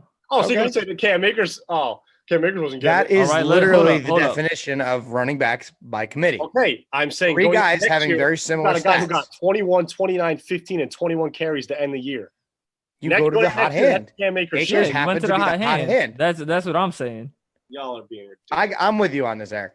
I'm so with you on this. And look, I don't think there's a real argument that, yes, it should be Cam Akers' job. I understand that. It should be. Yeah. But this idea that it's locked, I don't think it's solidified, because Dale Henderson comes in significantly better. We know this. We've seen this. Guys that are not supposed to Yeah, show but what tells you that Cam Akers didn't come in better when he was a rookie and Henderson is a vet in this league? I'm not saying Obviously, he's Akers not. is taking that jump. I'm telling you this. We can sit here and say one's going to get better and one's not, and obviously that would affect the other. But I'm saying if both come in, both improving, all right, at the same significant rate, it's not really someone's job to have because they already split carries and they already produced about the same. When Cam Akers has plenty more carries. I'm sure he does, and that's great. But we're not going to say it's a solidified rushing game when DeAndre Swift and Adrian Peterson and Kerryon Johnson all did the same shit, splitting carries. Okay, we'll see. I'm just saying it's not a significant upgrade in the running game for Matt Stafford to really think that all of a sudden he has a running game and a defense. Does he have a defense? I don't even think it's an upgrade at all. I think DeAndre Swift is better than all those guys. So I agree. I think DeAndre Swift is better than Cam Akers and Dale Henderson, and he's on the Lions. So when we're talking about a run game, is the Rams' run game even better than the Lions' run game that he had last season? Better O-line. Okay. Not significant, but okay. Y'all are just haters is what it sounds like. Y'all are hating on Matt Stafford and hating on what the Rams are doing. Listen, Matt Stafford's fine. I have nothing against Matt Stafford. But the fact of the matter is the Rams should not have made this trade. This trade, even if they do something good this year coming up, this trade will set them back because they will be making a first-round pick for the first time since they drafted Jared Goff. That's literally, and that's a fact. They have not picked in the first round since Goff. So they traded 2 first-rounders to get him. Now they're trading 2 first-rounders to get rid of him. Something's got to give here. What changed in the past 24 months? This man took you to a Super Bowl. What changed? He's not that good. Yeah, but at the same time, he's younger than Stafford. It's not that much of an upgrade to get Stafford. So what was even the point of making the trade? Well, that's obviously where you and the Rams disagree there, Murph. They see Stafford as a notable upgrade. All right, so let's take what the Texans will get for Watson now. Let's take their opinion out of it for a second, all right? What do we feel about Matt Stafford? Since that's been one of the big things we've been talking about. I'll start off to really give like an idea of what I'm asking here. But when I see Matt Stafford, I see a borderline top 10 guy. Like he might be top 10, he might not. He's sitting with guys like Dak Prescott, Kyler Murray, Ryan Tannehill, Lamar Jackson, like Josh Allen. Like those are that little category. That's probably for me like 8 to 13 in my. I love that you put Dak in that conversation because I still don't think he's good. I still have Dak in that conversation, but with that aside, no, like that you don't think he's elite, 10. Like elite, because so many people do. Right, and he's in that borderline top 10 category. And then when we go to Jared Goff, I'm putting him around the Kirk Cousins, the Derek Carrs, the Ben Roethlisbergers in that top 15 conversation. So, were the Rams really that desperate that they felt they had to give up 2 firsts to go from a top 15 guy to a top 10 guy? Well, clearly the rumors about McVay and Goff, how it was like this might not be the perfect pairing that we thought it would be. So McVay obviously wanted an upgrade, and he thinks Stafford is that. And I think, honestly, you don't get a QB a lot like Stafford that becomes available. We don't see very much QB movement anyway. Like now more in the NFL is getting more like the NBA with more trades every year, but normally there's never many trades. There's never much movement, especially with trades, obviously for agency. But so I think getting Stafford is good for them. I mean, like I said, I don't think they didn't need to make the trade. That's basically where I stand with it. But yeah, he's an upgrade. I see Matthew Stafford as like a slightly above average quarterback. All right, so I got a question for both of you. Do they win their division next year? I think they're in the toughest division in football. Who knows? I don't want to solidify it because I could see Seattle winning it. Maybe Arizona gets another piece. Arizona wins it. I want to see the rest of the free agency and the draft fall out before I say that. I can see the NFC West being a lot like the National League East in baseball. Ooh, and every team is good. Every team is good. they might beat up on each other. You might only see one playoff team from that division. And it has nothing to do with the teams not being good. Yeah. It has to do with them beating up on each other. Yeah. So I could see the winner of that division being 10-6, honestly, So- and maybe even 9-7. And I got a question for you then, Tom. Yeah. Deshaun Watson gets traded to San Francisco. Was this a bad move for them then? No. No, if Deshaun Watson goes to San Francisco, it's a problem for everybody, obviously. But it's True. not for them. They're trying Do to you go and get. How many times have I said I love when teams try to go and get instead of this, we're going to wait and we're going to wait and wait? Because how many times have we seen that not pay off? When a team goes and gets it and signs guys that they need, it tends to work out for the most part. And listen, we don't think Stafford is top 5, sure. I think he's a top 10 quarterback. I think he's an upgrade over Goff. Yeah, I think they gave up a little too much, but if that's what you value, that's what you go and get. If that puts you over the top, which they obviously think, then that's what you do. I mean, I guess. I mean, if that's the case, then if you wanted to upgrade a quarterback, If you wanted to upgrade a quarterback, why would you not? Probably don't make the playoffs where they just get in. Okay. Well, if you want to upgrade a quarterback, then why would you not see if you can get something for Goff? And if you can, then trade up and draft a quarterback You just got Matthew Stafford for Jared Goff.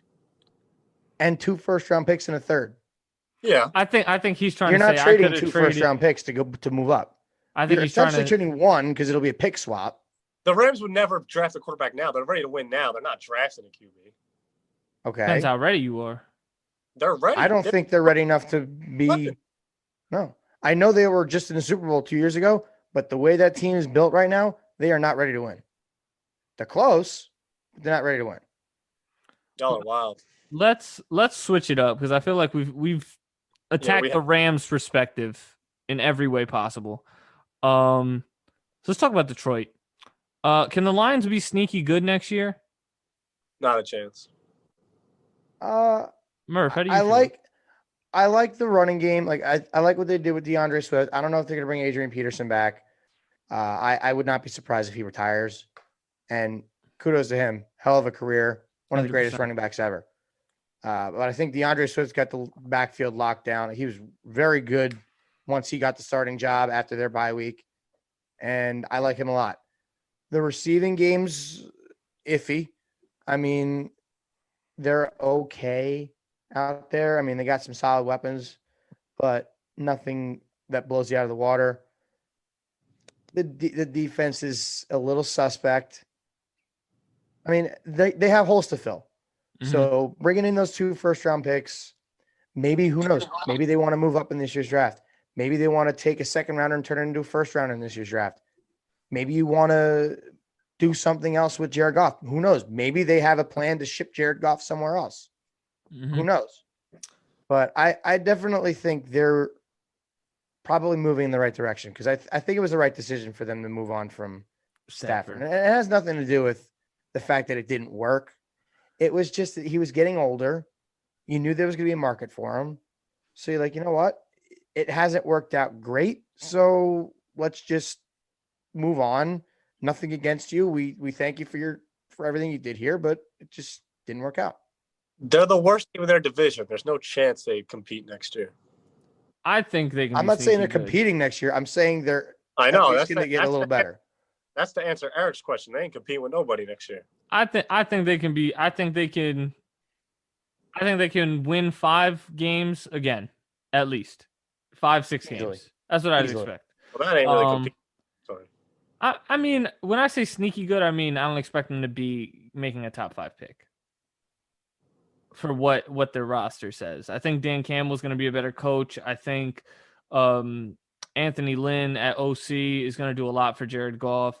I do think they'll bring back Kenny Galladay. I think watch out for Jalen Waddle getting picked to there. I believe it's at 8 or 7. 7. I Yeah. will say this, though. This all but takes the Lions out of the running to trade up to number 2. Does it take them out? I think it takes them out. Unless they want to get up and get Penei Sewell or Devontae Smith, they're not going to move up to 2. There's going to be other teams that Why? want to trade up for a quarterback. Why? Say that again, Tom. I said, why? Do you think Goff is their guy? That's what Yes. I mean. I think so. Yeah, I mean, Goff's you're going their to be guy. paying him all this money. I think so. I would agree. I'm just asking. I'm not saying that they can't take a quarterback number 2, but I think it's significantly less likely now. So I I would actually see think them they as one of do. those teams that would be a very unlikely to trade up to 2, but it's not impossible. I also don't think they would trade up for a quarterback if they move up right now. I also think it's unlikely. I don't want to count them out though, because they got enough draft capital to move up if they want. I just don't think it would be for a quarterback. And if it's Penei Sewell, why not take what's the other left tackle? I think it's from Northwestern that people were I talking forget his about. name. Um, I forget his name, but they were talking about him being like, I've heard a it's lot like more about him Slater or something recently. like that. Yeah, Something like that. they saying he might go over Sewell, so like he'll probably be there at 7 or one of them. One of them will Waddle's probably gonna be there be at 7. there. With the amount of good talent in this year's draft, between I expect Lawrence, Field, and Wilson to all get picked in the top 5, and then you got the receivers, Waddle, Smith, and Chase, and then Kyle Pitts has to go somewhere. Then you have Sewell and the other guy. Yeah, I apologize for not thinking of his name off the top of my head, but I would imagine that one of them at least will be there at 7. So they don't necessarily need to move up. I just think the way they're moving in Detroit is a lot different than they have in the past. I like it. I think it could attribute to having a less talented roster and at least matching the amount of wins you had last season. I think Jared Goff is going to be out there to prove something, and I think he'll be able to do that. I don't know if he's ever going to be a franchise guy. He's in that teetering tier of who knows what he really is. And I mean, hey, we'll see. And I think we should move on to Deshaun Watson. I agree. We've been on this for a while. We've talked about Matt Stafford. And we still got the Super Bowl to talk about too. Yeah, we are going to have to touch on Super Bowl. And we saved the head coaching hires for you, Murph. We're going to get thoughts on all 7 of them. Oh, yeah. But first off, Deshaun Watson, he officially wants out. That was reported by Shannon Sharp. GM Nick Caserio said they have no intention of moving the player. Head coach David Culley said, "I'm here because I know Deshaun Watson will be a Texan." Watson has removed the Texans from all his social media, and rumors are the hot candidates are the Jets, Dolphins, Niners, Panthers, and Raiders. What do we think? Is he on the move? And if he is, where's he going? I know me and Tom talked about this a little last time, so Murph, you could take it away and start off. I think that Houston would be foolish not to trade him at this point, because what's the point of having a disgruntled quarterback on your roster? And he has so much value sitting out there. You could move up, and if you like one of these quarterbacks, you can get one of them. You can get Wilson. You can get Fields. You could get Trey Lance. Obviously, you're not going to get Lawrence, but whatever. They don't necessarily have to make the move, but if you don't, you are left with a disgruntled quarterback who you don't know if he's even going to be playing his heart out when he's out there.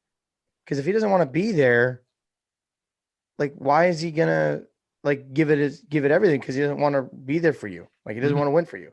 Now, I think that would be bad on Watson's part, but I think if you're Houston, you should trade him, because based on what the Lions just got for Matthew Stafford, they're going to they might even add a 4th first-round pick.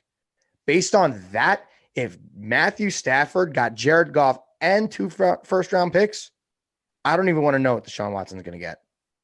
I got a question though, Murph, because you have the take that a lot of people have, which makes a lot of sense. Obviously, Deshaun is one of the best quarterbacks in the league. We never see a kid who's 25 in his prime be available, right?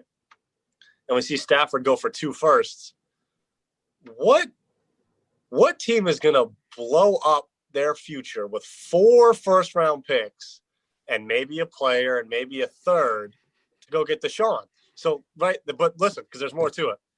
Well, I was saying no to Sika. He I think he was referencing Jets there, but I'm a different one actually. But continue. I think if you're a Jets fan, you don't want to give up 4 first-round picks for Deshaun. I love Deshaun with 4. You want to give up 4 firsts? I don't think so. No way. And I've talked about this before.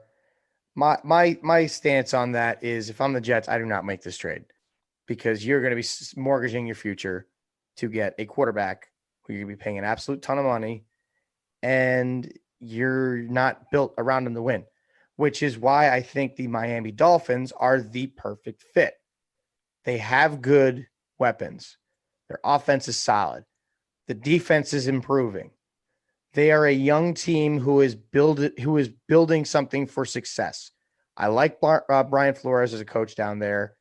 He makes all the sense in the world to go to Miami. Miami, I feel like, is the one team that can afford to give away those picks because they have drafted relatively well in recent years. And realistically, giving them Tua might stop you from adding a first-round pick. Maybe you add Tua in place of a fourth pick. Maybe go Tua 3 and then maybe a third or a fourth or something. That makes all the sense in the world to me. Miami's a match made in heaven. I got to challenge that one because I actually don't think Miami's a good fit at all. I think the weapons are clearly lacking. You're going to have to give up the picks you recouped from them. Your roster isn't as talented as it played last season. I like Xavier Howard. I like Byron Jones. Kyle Van Noy, you're going to be playing a lot of money as he gets older. You have a giant question mark at running back, and you're paying Matt Breida a lot in the process to sit on the bench. You're still playing Jordan Howard his money while he plays for somebody else. There's nobody opposite of Devontae Parker. The O-line is completely constructed of rookies. If I'm Deshaun, I don't understand why he would want to go to Miami outside of lifestyle and Brian Flores. When it comes to the Jets, when you say I wouldn't give up 4 first-round picks, my thing is when are you giving them up? And where are those? Because we have 4 first-round picks between the next 2 years. I don't give up the idea that I'm not going to draft these next 2 drafts. I'm giving up the number 2, and I'm keeping Seattle's pick this year, and I'm giving up our pick next year, and I'm keeping Seattle's pick next year. I need a first-round pick over these next 2 years. I'm willing to part with the first-round pick the year after that because after 3 years with Deshaun Watson, I should be contending. So 3 first-round picks and Sam Darnold is the package for me that I would offer. If they don't want Sam, I am willing to throw in a 4th first-round pick to make it that, or even a 3rd and a 2nd or 2 thirds, whatever works better for them. My point is, when it comes to getting Deshaun Watson, the idea that the Jets should give up drafting in the first of this year and next year is asinine to me because our roster is not talented to have nothing around Deshaun outside of Jamison Crowder and Denzel Mims. So that's my thing with the Jets. Listen, I like what you both are saying about, as Jets fans. If you're Houston's GM right now, you're kind of fucked. Honestly. You don't want to trade Deshaun Watson because for obvious reasons. Now, Matthew Stafford just goes for 2 firsts. So as a GM, you're going, well, I need at least 4 firsts for Deshaun. He's obviously a better player than Matthew Stafford. No team is going to give you 4 firsts knowing Deshaun Watson wants out of town. You are in like a stranglehold where you're like, am I going to have to take a shitty deal just to get a bad player out of town? Or not a bad player, sorry, a mad player out of town? The GM, I forget his new name. Nick Caserio. Yeah. What a tough spot for this man to be in right now. Your first move is either keeping Deshaun and trying to make him happy, which looks like it's not going to work, or trading him and not getting enough back for him. Like, you're in a lose-lose right now. Yeah. I don't disagree with that because Nick Caserio isn't a tough spot. I don't think he wants to trade Deshaun. I really don't. I wouldn't either. Because I think I would be adamant if I just got that job, right? That, no, sorry. Like, you're the best player here. Talk to me next year. I just got here. Like, yeah. We could try to work it out. I think that's why they hired David Culley. I think it is a move to kind of mend the fence and bridge the gap a little bit. But I do think there's 2 teams that are willing, maybe 3, 2 to 3 teams that are willing to break the bank for Deshaun. The Jets are 1. And I think the Panthers are 2. They said the Panthers threw a very strong offer at Stafford, and that is a match made in heaven, in my opinion. Robbie Anderson, DJ Moore, Curtis Samuel, Christian McCaffrey in the backfield, and a solid defense with a new coach in Matt Rule. I think that is where he is going to end up if he even gets moved at all. And What do Murph, we- I know you have a take that says maybe he's not even on the move. Well, I don't know. I feel like from what I've heard, they don't, like we said, they don't want to move him. And I don't think you can give him up for less than 4 first-round picks or 3 and a young quarterback. I would agree. It just doesn't really make sense. And it has done it, and I really feel bad for the new GM. He's really in a tough spot. And I don't know. I feel like he's probably not going to get moved. But like I said, I think Miami's got to be the destination if he's going to be moved, just because I'm also higher on that team than you are.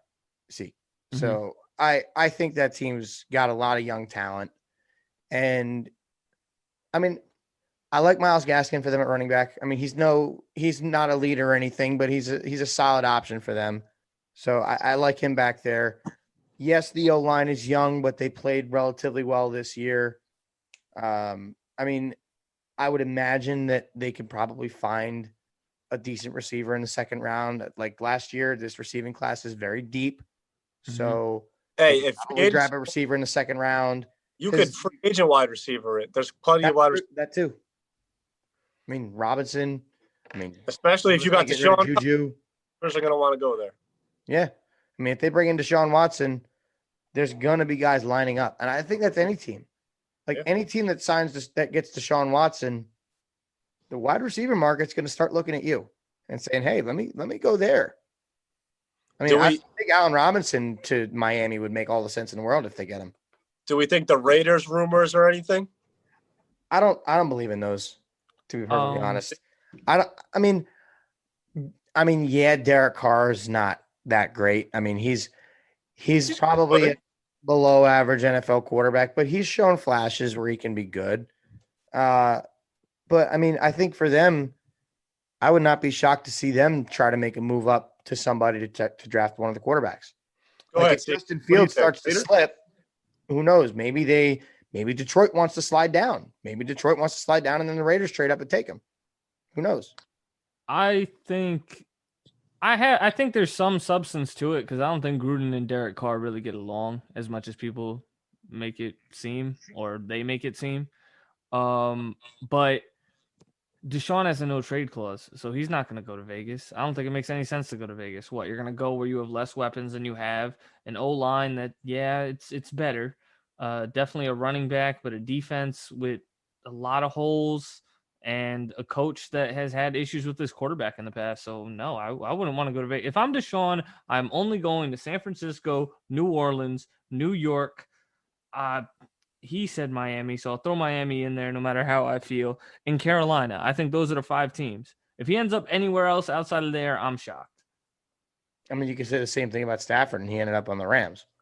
I mean, he wanted to go to the Rams, though. That news did come out. He wanted to go to L.A. Yeah. We just didn't think L.A. would make the move. Right. So, I don't know. We'll see where he ends up. Yeah.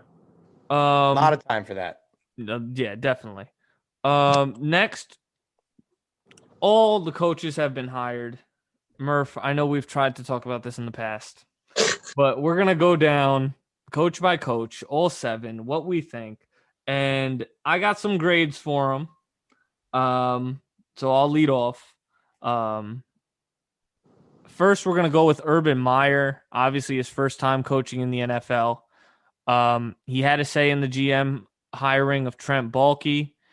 Obviously, we know his record in the NCAA, 3-time national champ, 12-3 in bowl games, stepping to the NFL after taking breaks over health issues at Ohio State.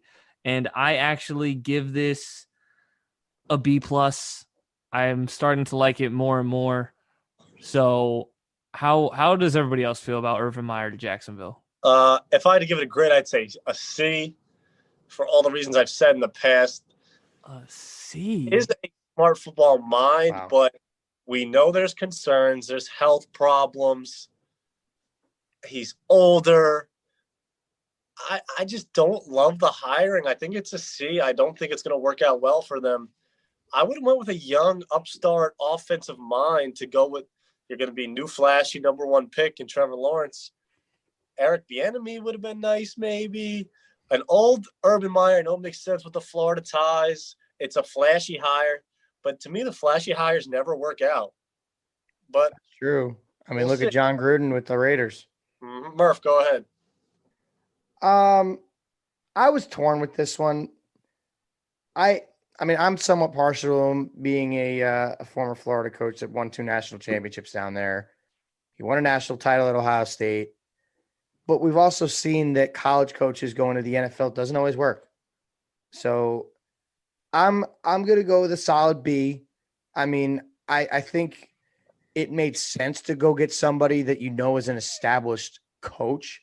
Even if he's not an NFL coach, he still knows how to win, knows how to motivate a team. So I think it kind of made sense because you're going to need to completely change the culture down there in Jacksonville. So I give it a B. It's a good hiring, but it's a far stretch to call it a great hire. Seek, I got a question for you real quick. When do we know if it's a good hire? Year 1 with Trevor Lawrence? I do think we're gonna know year 1. I agree. Yeah. I Probably by the middle of the year. Wow, I'm shocked over this C. That's really throwing me off. But that one's crazy to me. That's a really hot take. There's plenty of flags. Other than his health, Every what's a place real red flag? been problems. Scandal post winning. Never been an NFL coach before. Okay. C for that? Come on. That's a C. When All you right. have all these options out there, that's a C. All right, hold up. I'm gonna give you some green flags. 187 and 32 career record. College. Okay.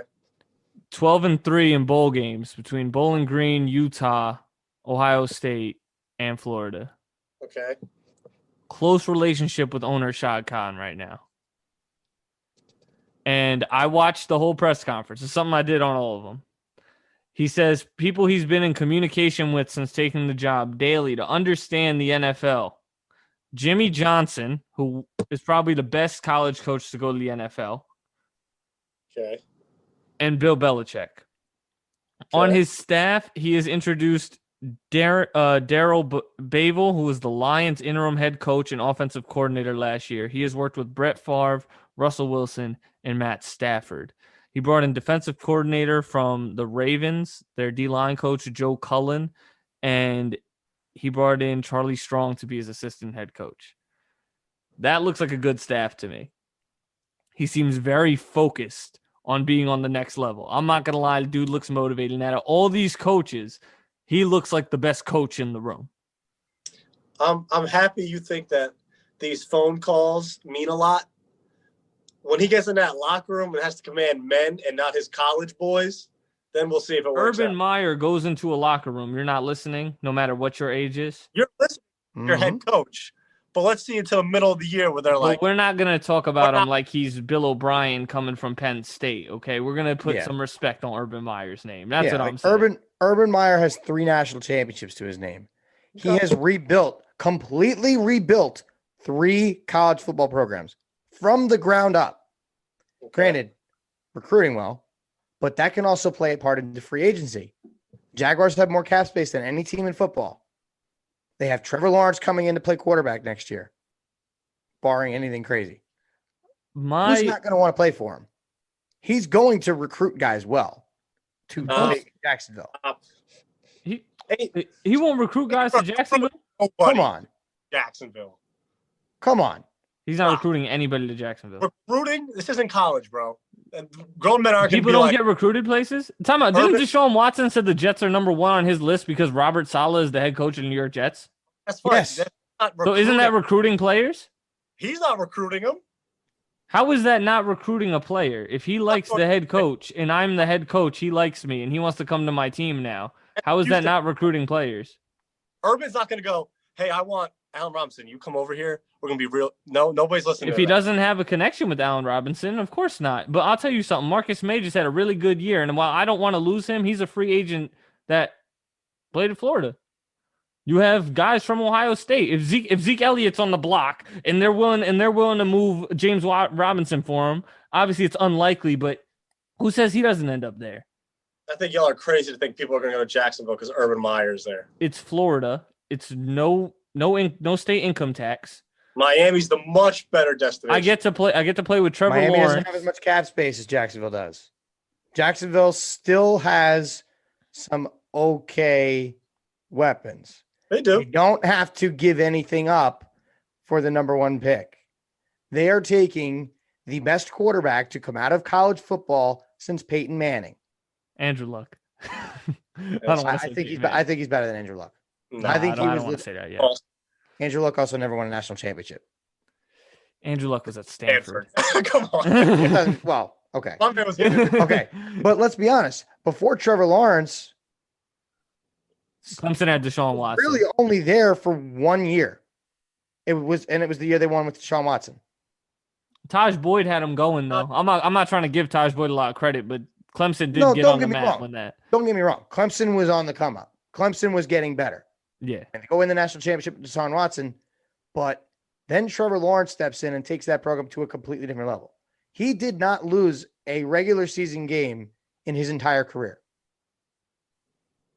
Yeah, he only won but that's a little red flag though that you only lose when the games count. Yeah, I mean, I guess, but let's be honest. He lost to a historically good Alabama team. He lost to didn't he lose to LSU? He beat Bama. Yeah, LSU in Ohio. Yeah. He lost to an Ohio State team that, yes, people didn't think was very good, but they showed that they actually belong there. Nah, not in the chip game. And he lost to Ohio Ohio State a second time, didn't he? What? He lost to Ohio State again, I think, right? The first year he lost to Ohio State? The first year he wins the national championship. That's right. The second year he loses to Joe Burrow. I don't want to say it's embarrassingly, but that's like, all right. That's probably one of the best teams in college football history. And then you lose to Ohio State and get outdueled by Justin Fields. That's kind of a bad one. It's not. This year's team also wasn't as good. And it was a weird year. It was a COVID year. I understand that. So like, I'm not holding it against them. Number 1 and they pick were missing guys. still has potential. But to go back to Jacksonville in general, you got to hear some of the things that Meyer's saying. I know Tom doesn't really like these little news conferences, these little things. No. I'm going to tell you something. People put so much shit into these news conferences. I'm going to tell you something. True. I'm saying the main goal is to be a fast football team. Football is a QB sport. No shit and no shit. This is a fear.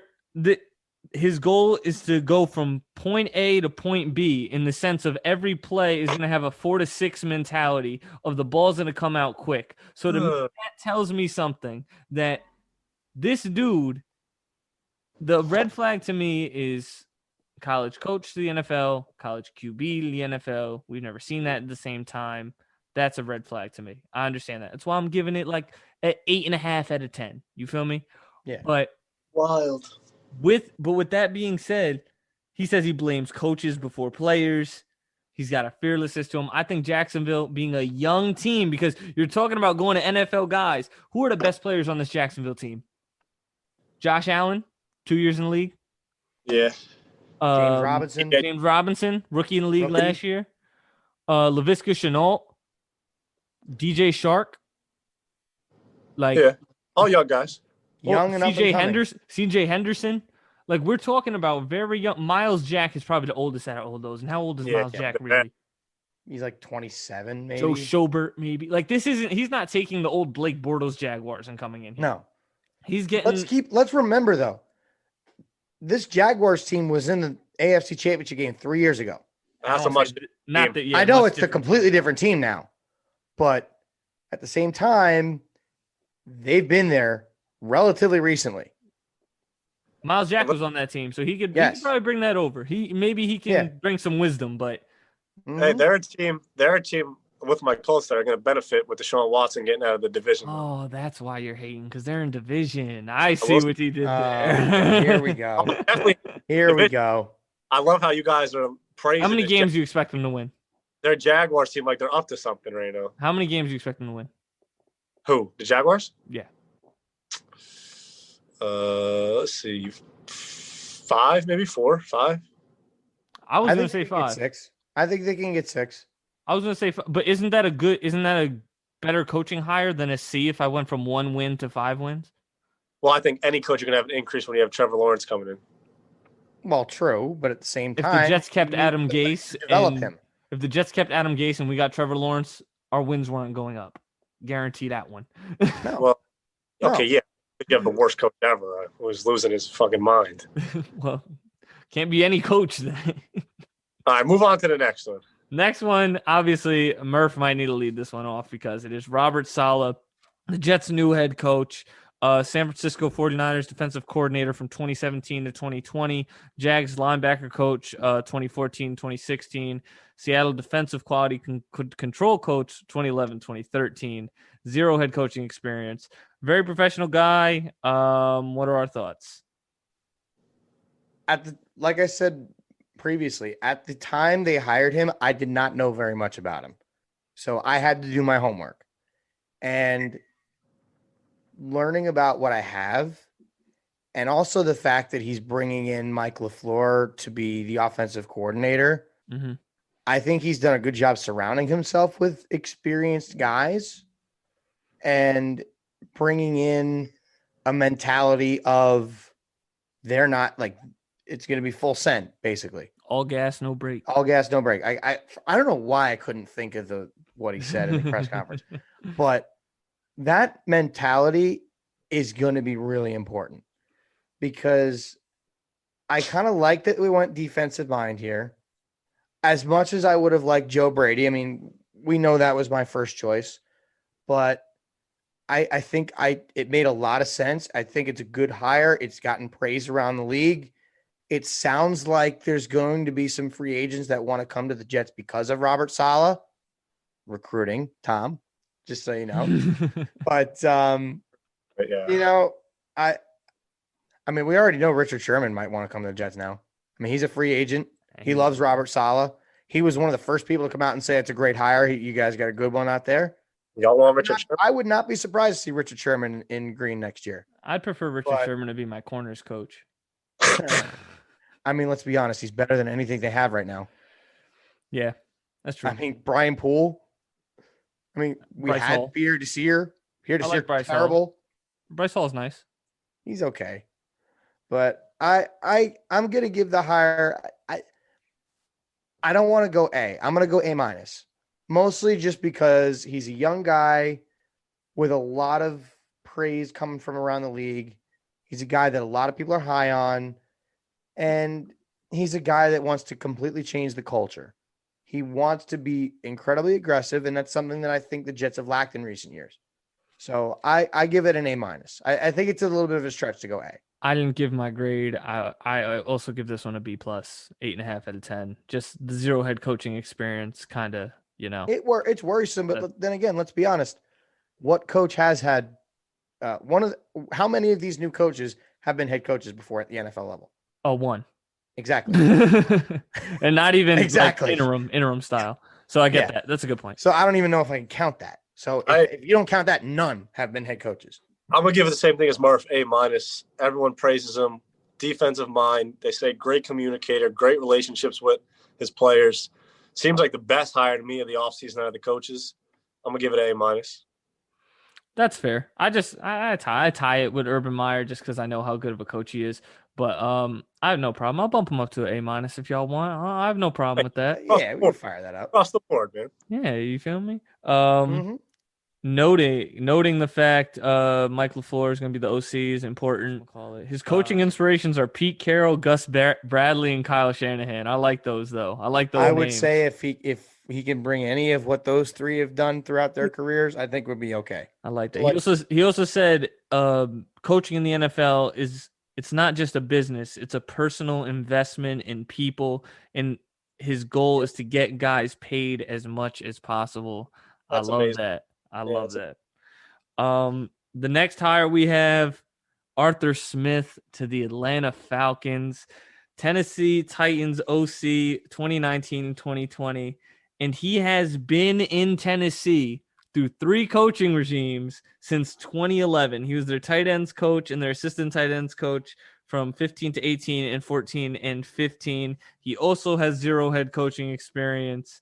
And how do we feel? Because he's given me a little Matt Nagy vibes. I give it a 7 out of 10, like B plus ish kind of terror. 7.5 maybe. B. I'll say B minus. I'm kind of with you. I am a little torn on this one. I mean, the more I dug in, because in the beginning, everyone was saying like he's going to be a good candidate, whatever. I will say though, being there through 3 coaching regimes does say a lot about his character and about what kind of a coach he is. Because if the new regimes didn't like him, he wouldn't be there. So the fact that he actually made it through 3 coaches is pretty incredible. Mhm. I tend to see. I'm going to say B minus, mostly because I don't really know what Atlanta's direction is right now. I know it made sense for them to go offensive mind after Dan Quinn, but I don't know. I'm a little I'm torn just because I don't know really what their plan is. I mean, they have a lot of good pieces on offense, but I think they could have done better. But at the same time, it's still a decent hire. I'm gonna go B minus. I'm harsh, I guess. C plus, maybe C again with Urban. I do not like this hire for the Falcons. Arthur Smith really hasn't shown me that he could be a head coach. He's been with the Titans, and we think of Titans a powerful offense over the past couple seasons, but he's had Derrick Henry, and what he did with Ryan Tannehill was pretty good. We've seen him get better, but he had good weapons as well. I need to see that you're more than you just had Derrick Henry in your backfield.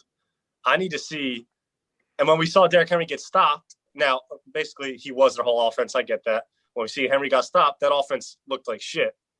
Yeah, so, I mean, that's not necessarily his fault, though. No, I know. That's why I'm saying he's their whole offense. I get that. But I'm not sure if I would have gave him the keys to my whole franchise based off of that. So I would give it a C+. Yeah, I mean, let's be honest, though. He's got a lot better weapons in Atlanta than he does in Tennessee. Yeah, I'm not so too between sure. Julio and Calvin Ridley, and very strong chance that they take a quarterback in the draft. You got about a 600% worse backfield. Well, it's also Derrick Henry. It's also Derrick Henry. So come on. Yeah, but you don't have anybody in that backfield. I don't care if you have Julio and Calvin. You had AJ Brown, and I know it's not the same. They're better, but you're losing that backfield. That was the best in the league. Yeah, but let's be honest. Look at all the running backs that have been emerging out of the late rounds and even undrafted guys. Correct me if I'm wrong. James Robinson was undrafted, right? Yeah. So look at that. Like, you can find running backs anywhere. So that's not really an issue. They just don't have one right now. I'm not going to say that easy to find them, though. Well, I guess I'm gonna stand by with Murph on the rating, but I am gonna stand by with Tom on the criticism because I understand it. It's kind of similar to how I feel about it. My only thing is Arthur Blank. He was attributing the success of Derrick Henry and Ryan Tannehill to Arthur Smith.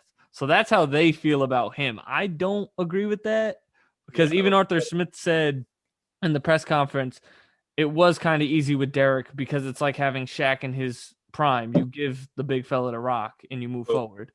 And that's kind of good for me to hear if I'm a Falcons fan. And he's going to be calling the plays. That's another nervous thing. Like, we've seen coaches call plays and it not work out. That's why I say Matt Nagy. At first, I was thinking Adam Gase, and I was like, "Oh God, this is going to be wild. This is going to be ass."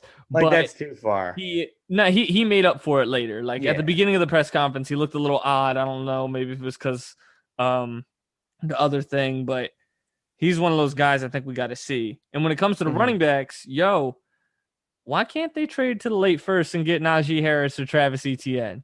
Honestly, I'm like with you on that. Even that boy from UNC, what's it, Javonte Williams? Something like that. And there's other solid running back options that they can take. So, it's not just them. Mm-hmm. But, I think they can go get a running back from somewhere. I'm not really too worried about it with them. That's fair. Well, next, Brandon Staley to the LA Chargers, Rams DC for 1 year, Denver's outside linebackers coach in 2019, Chicago's outside linebacker coach from 17 to 18, zero head coaching experience, has only been in the NFL since 2017, 38 years old. And I'm not going to lie, I didn't like it at first. Originally, I gave it a D, but right now, after seeing what he said, I'm gonna give it a C plus, because he did kind of convince me after I watched him a little bit. So how do y'all feel? I'll go here first, Murph. Eric, at first I was like, I don't even know much about this guy. I don't like the hire. Then I started listening to him more, doing some research. Everywhere he goes, and if it's with a position group, where he tends to do well. And I listened to his conference, listened to a couple of interviews. I was like, I actually really like this guy. Don't you not like press conferences? I don't, but if I like what you're saying, obviously helps. I'm gonna give him a B. He's a young guy. I like the age he's at too. 38, almost 40. You could have him for a long time if you want. I think it was a good hire by them and a sneaky hire because everyone thought they were going to go with the Bills offensive coordinator, Brian Dable. Yeah, but they go with him.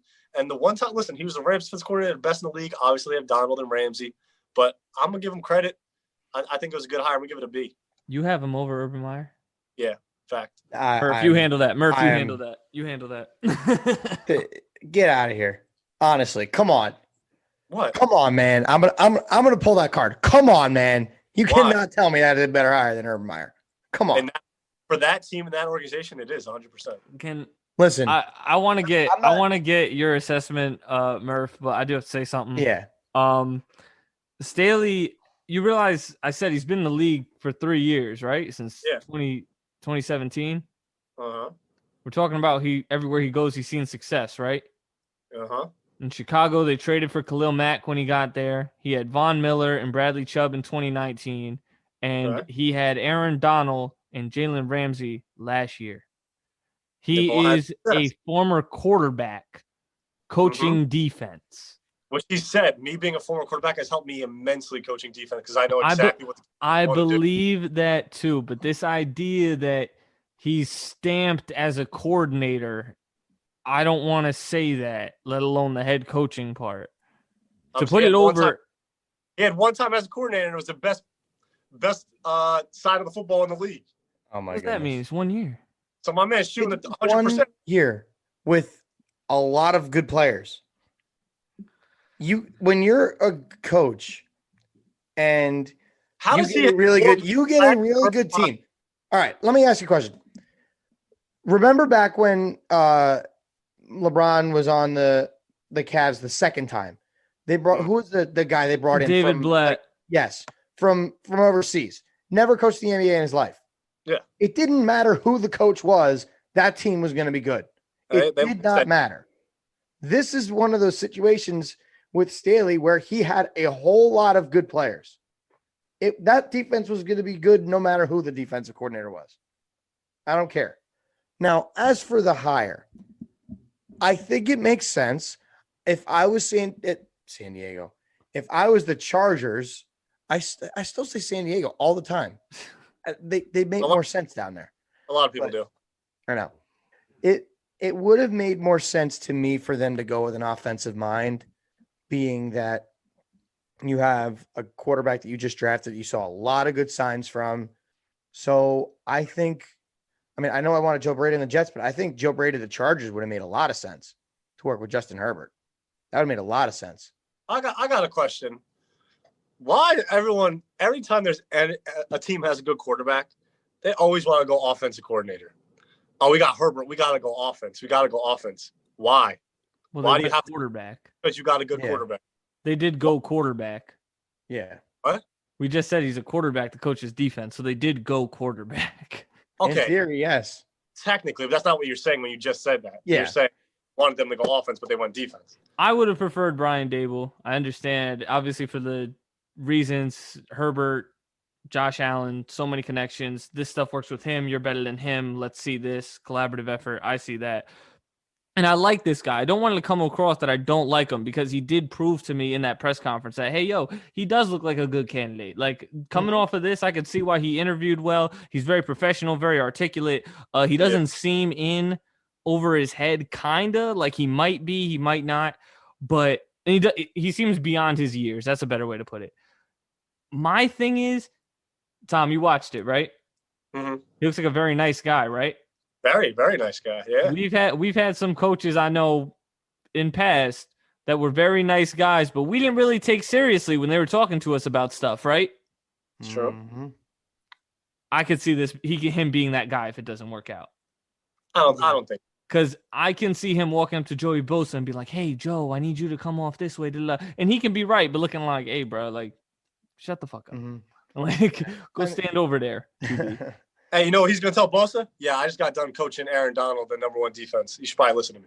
I don't give a... Aaron Donald was the best defensive player in football before he got there. Come on. I don't care who you coached. Listen. Doesn't matter. He just saw Adam Gase coached Peyton Manning, and look how that turned out. That's a good point. Come on. Yo, so everything he just saw from Aaron Donald, he's obviously bringing that with him to help Bosa. So why wouldn't Bosa listen to a guy that just worked with the best defensive player in the NFL? I'm going to say exactly what Murph just said. Adam Gase had everything he just had from Peyton Manning. He went over to Miami. Why wouldn't Ryan Tannehill want to listen to Adam Gase? That's not the same thing, though. Mm-hmm. That is exactly the same thing. How is that the same thing? That's an old OC with a little experience who coached Jay Cutler and Peyton Manning and was looked at as this next big guru guy. Probably interviewed well originally, got a job in Miami, ended up there and got Tannehill, and then said, oh, well, Tannehill's not the thing. Give me a new QB. You see Sam Darnold, and you see it don't work again. So clearly he's the problem. As a head coach, we've seen Gase not work. As a coordinator, we've seen Gase work. So isn't that the same thing with Staley? We just saw him work as a coordinator, and he might not work as a head coach. I know. Exactly. I'm confused here.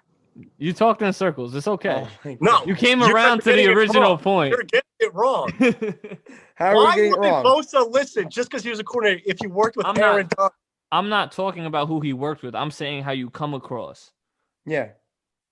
That's why I'm bringing to our experience. We've been with coaches that like, hey, what they're saying makes sense, right? It might be right, but the way you come across it isn't as, I don't want to say aggressive, but it comes off too passive in the sense of, all right, and I can still do it my way, and as long as I'm performing, it doesn't really matter what your way is. That's my thing with him, because we've all seen guys like that where you have guys that know X's and O's and know this and know that, but when it comes to connecting with the player, and he said he's done that, and I'm sure he can do it, and I'm sure he'll be good. I'm just saying that my red flag with him is kind of his approach, where he comes off as this little 38-year-old old QB talking to these big defensive players. He's calling plays on defense too. These guys that he's dealt with in the past, and talking to Justin Herbert will probably listen to him. But at a certain point, you're listening to guys where it's like, bro, like you got to come off a little more aggressive, or I'm gonna just keep shrugging you off. Yeah, I mean, I'm with you on that. All wrong, but time will tell when we see next year. Time will tell. And he hired Joe Lombardi, Saints QB coach, so that will help. He brought in former DB Ronaldo Hill to be his defensive coordinator, and he had the most impressive people that he credited. He credited Vic Fangio, Sean McVay, his college coaches, John Harbaugh, Pete Carroll, Mike Tomlin, Tony Dungy, and Jimmy Johnson. So for being 38, he has a lot of connections. I give him credit for that. And, I said he came off more like a GM too, but that is what it is. Next, Dan Campbell, time to bite some kneecaps off. Former NFL tight end, 99-09. Saints assistant coach, 16-20. Tight ends coach from 16 to 20. Miami interim head coach in 2015, and their tight ends coach. He has the most NFL head coaching experience out of all the candidates, 5-7 career record. Inspirations are Sean Payton, Bill Parcells, and Tony Sparano. The late, great Tony Sparano. The late, great Tony Sparano. Rest in peace to that dude. Obviously a legend in his own right. How do we feel about this? My opinion somewhat changed after the trade. Now, obviously, this isn't affecting the hire, but the fact that the first thing that happen when he comes in is a trade of Matthew Stafford, and you're going to have to completely change your plans. I feel like that's something that they knew about coming in. Now, I think it helps to have a guy that's got a lot of experience, but I don't really see as much with him as I would have other guys that didn't get hired, like guys like Brian Dable, guys like Eric Bieniemy, even a Joe Brady. And I know those are all offensive guys, but still, I don't hate the hire, but for me, it's kind of So I gave it like an average C. It's an okay hire. It's nothing flashy. So I gave it a C flat out plus. average C. I gave it a C plus too. I'm close to you guys. I'm giving it a B minus, but this is a hire to me that either 100% is a hit, and this guy's the coach there for 5 to 10 years, or this is a hire that is completely off on this guy's out in 2 to 3. Because we've seen the way Dan Campbell is, where he's like, we're biting kneecaps off, we're doing this, we're doing that, we're tough. That either resonates with your players and you guys become the toughest team in football, or your players go, this dude's fucking crazy, pushing us fucking hard. I'm not dealing with this bozo every day. And the team implodes. It's either going one of two ways. I hope it goes the right way because Campbell seems cool. I watched the video where he was walking into the Detroit and he started crying like, this is how it used to be. Like, he seems like a cool dude. It's just going to go one or two ways from me. That's why I'm going to give it a B minus because, like, I could see it working, but I also could see it, like, exploding. Yeah, it's going to be hit or miss. I think that's a pretty good assessment. I don't disagree because he is a very motivated guy. They said he comes highly recommended. His big thing was having vision and trying to be like New Orleans. That's where he's from. He's from that little realm, so I understand that. He got better as the press conference went on for me, but he seemed nervous. He did seem a bit over his head, and he talked about the staff. So originally, like, I liked him because I like the energy, you know, I like the realness, the passion. Yeah. Every player is ever going to appreciate that in any sport. But I didn't really take him as seriously until the staff came out. Let's listen to some of these names. Offensive coordinator Anthony Lynn, defensive coordinator Aaron Glenn, assistant head coach Deuce Staley, quarterback coach Mark Brunell, and defensive assistant Dom Capers. These are all people who have seen success and not so much at the same time. Yeah. I mean, I do like the fact that he's surrounding himself with experience. That's a big thing for a first-time, full-time head coach. So I definitely think that will benefit him. Right. But like I said, I think it's just an okay hire. It's just it's just meh to me. I'm very confused about the Anthony Lynn at OC. Now, I know it's nice to have a coordinator who used to be a head coach. The reason that man got fired is because he couldn't manage the clock for offense. How many times have the Chargers lost by a field goal? And because Anthony Lynn cannot call timeout at the right time, does not run the play at the right time. That is why he got fired from the Chargers. Well, so that is a little scary for me. Do we not give him credit, though, for what Justin Herbert did? Because obviously your scheme worked well enough to show the best in him. Mm-hmm. As a head coach, I need you to win the game, not just put Herbert's numbers up.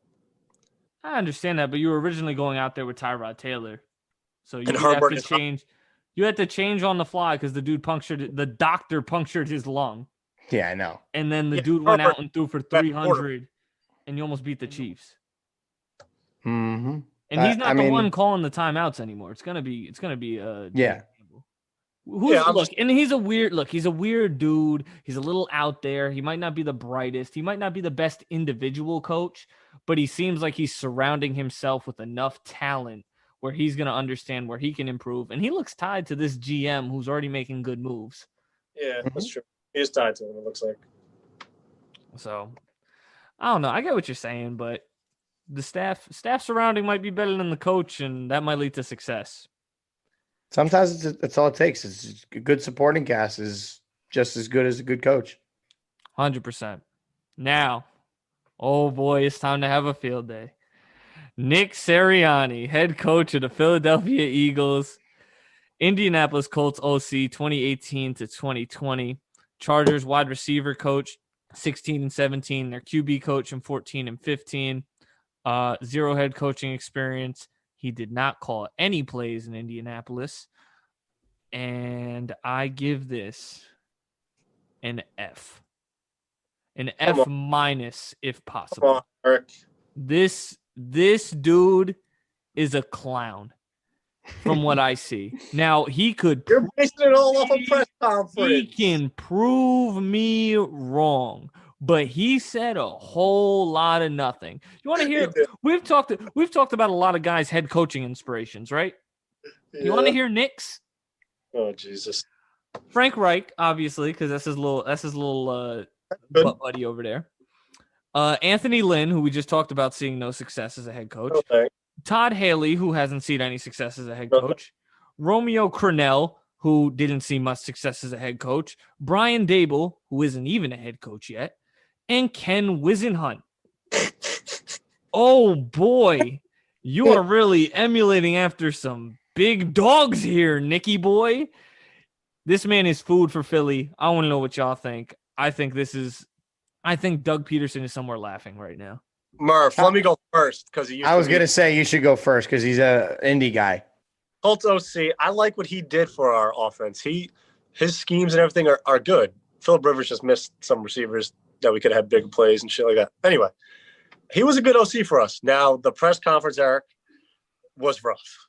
My guy was systems, and the systems were gonna. I was like, yo, this man is so nervous. It is out of control.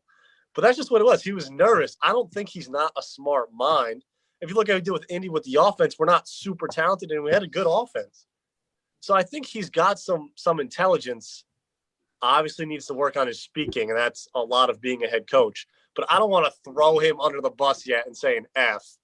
I'm going to give it a C minus because I like what he did with Indy, but the press conference was scary. Hopefully he can get through to the players when that time comes. Can I ask you a question? Yeah. You said he was a good OC, right? Yeah. He didn't call plays. I know, and he that's didn't draw up a single Okay. play. He sat there and said yes to Frank Reich for 3 seasons. What plays with Frank Reich? I know he's not calling plays on game day. In the offices, I'm sure he's part of the plan. Okay. He sat there and agreed with Frank Reich for 3 You seasons. probably know. Bro, like this is what Yo, they even came out. I read an indie column on this. Mhm. Boy said I know he's Frank's Frank like Reich little isn't. boy, I know. It seems like Frank Reich is gonna miss him as a person and as a friend more than he's gonna miss him as a coordinator. That's from Indianapolis. Well, because the guy we have coming in at OC, everybody loves. I hope he's great for y'all. Yeah, but he is. this dude might be addition by subtraction. It's not the best. I'm giving it a C minus, but I'm not saying let's bury the guy already. You want to Let's give him a shot. Hold on a minute. Hold up. Time out. Time out. You also gave Urban Meyer a C. So you're going to put this guy half a grade below him? Yep. Seriously? You're crazy. 100%. I think Urban Meyer might be the worst hire of the offseason. The worst. Yeah, he might be. You said Urban Meyer is the worst hire of the offseason. Hey, yo, we got the Then title. why'd you give him a C? And this guy a C minus. Come on. The title. I said might be. Come on. Might be. Get out of here. We got the title. Urban Meyer's the right. worst hire of the offseason. I got something to say to you, Tom. Y'all see. I got something to say to you. Stay off the weed. When the time comes Thank you, next Stephen year, A. You we'll are have, literally on drugs for saying that. we'll have to remember this. And when I am right and you guys are wrong, like I deserve so much credit. It's out. Okay, fine. I'm okay with that. But Good. right now, you are absolutely crazy. You You are could literally on drugs for thinking that. That's fine. You could think that a coach that has no head coaching NFL experience is going to do amazing things. That's fine. Nobody Okay. in this timeout, nobody that we mentioned has had coaching experience outside of Matt Campbell. And then I said NFL coaching experience. Yeah, Matt Campbell is the only. No, not Matt. Dan Campbell is Dan the Campbell. only one. Yes, NFL coaching as an offense coordinator, defense coordinator, coaching. Yes. Oh, you're saying Now- overall, Yeah, not head Num- coaching. Yeah. not head coach. I would have said head coach. Interesting. So my take on this hiring, and I'm in between you guys. Like it's a bad hiring for sure, but at the same time, it's also not a god awful hire. I mean, I would probably give it a D, mostly because this man is not called an offensive play. But at the same time, I mean, he's been around the block a little bit. So maybe it could work. It's going to be something that you're going to know right away whether it's going to work or not. Because those Philly fans are going to eat him for breakfast if it doesn't work. He will be gone in a year if it doesn't work. I can assure you of that. Because that is the way the organization is run. That is the way the fans demand. That's what the fans demand. Now, as for the press conference, I'm not gonna get on him for that, mostly because it's a press conference. Tom's right. He was probably very nervous. I would be too. I know I would be too. But at the same time, he's got to kind of let his coaching do the talking. And if he didn't call plays in Philly or in Indy, he should not call plays in Philly. So I don't know what the plan is there, but he should not be calling plays. Hey, this Eric. That's why I go with a D, because he didn't call plays. He's probably not going to call plays, but I don't want to give it an F because I feel like that's too harsh. It is a pretty bad hiring now. He must have a sick plan for Carson Wentz and Jalen Hurts. Must have had the best plan they heard. They're like, all right, we got to hire this dude. I think, and you know what? I don't want to steal from the little TV shows, but I did agree on this. Dude looks like a puppet. I don't know how he got this job. I think out of everyone that we have discussed getting jobs, not just Eric Bieniemy and Brian Dable and guys like that, everyone we have discussed, he is by far the least qualified candidate. He has inspired no confidence in anybody, not just from that press conference, but from his resume. And while I understand people don't want to overreact to a press conference and people don't want to give it an F, Murph, out of 10, what would you grade it? 3. A 3. Okay, so that's actually higher than I had, and I still gave it an F because now this is gonna sound a little disrespectful, but like if I saw a female back when I was single and she was a 4 out of 10, I wasn't bringing her anywhere. No disrespect. I'm sure she's a lovely woman, and I'm sure Nick Sirianni is a lovely person. But I will tell you this: 4 out of 10s are not coming to my head coaching job. Listen, I agree. I'm not hiring him, but I'm not throwing him under the bus yet. I wouldn't thought Eberflus would have got a job before him, though. That is something that Matt Eberflus. You or me, the three of us probably should have gotten a job before him. I think no one wanted this job. I think that's how we got it. I don't think I'm actually with you on that. Might be a good point. They never requested to interview Bieniemy. Andy Reid confirmed that today. Deuce Staley left after getting an interview. Yes. Didn't want the job. I don't Brian think Dable refused to interview. Yeah, he didn't want to interview there. First of all, the issue with they also waited too long to fire Doug Peterson. If they were going to fire Doug Peterson, they had to do it on day one. If after that game, if that was the time they were going to fire him, that had to be the day.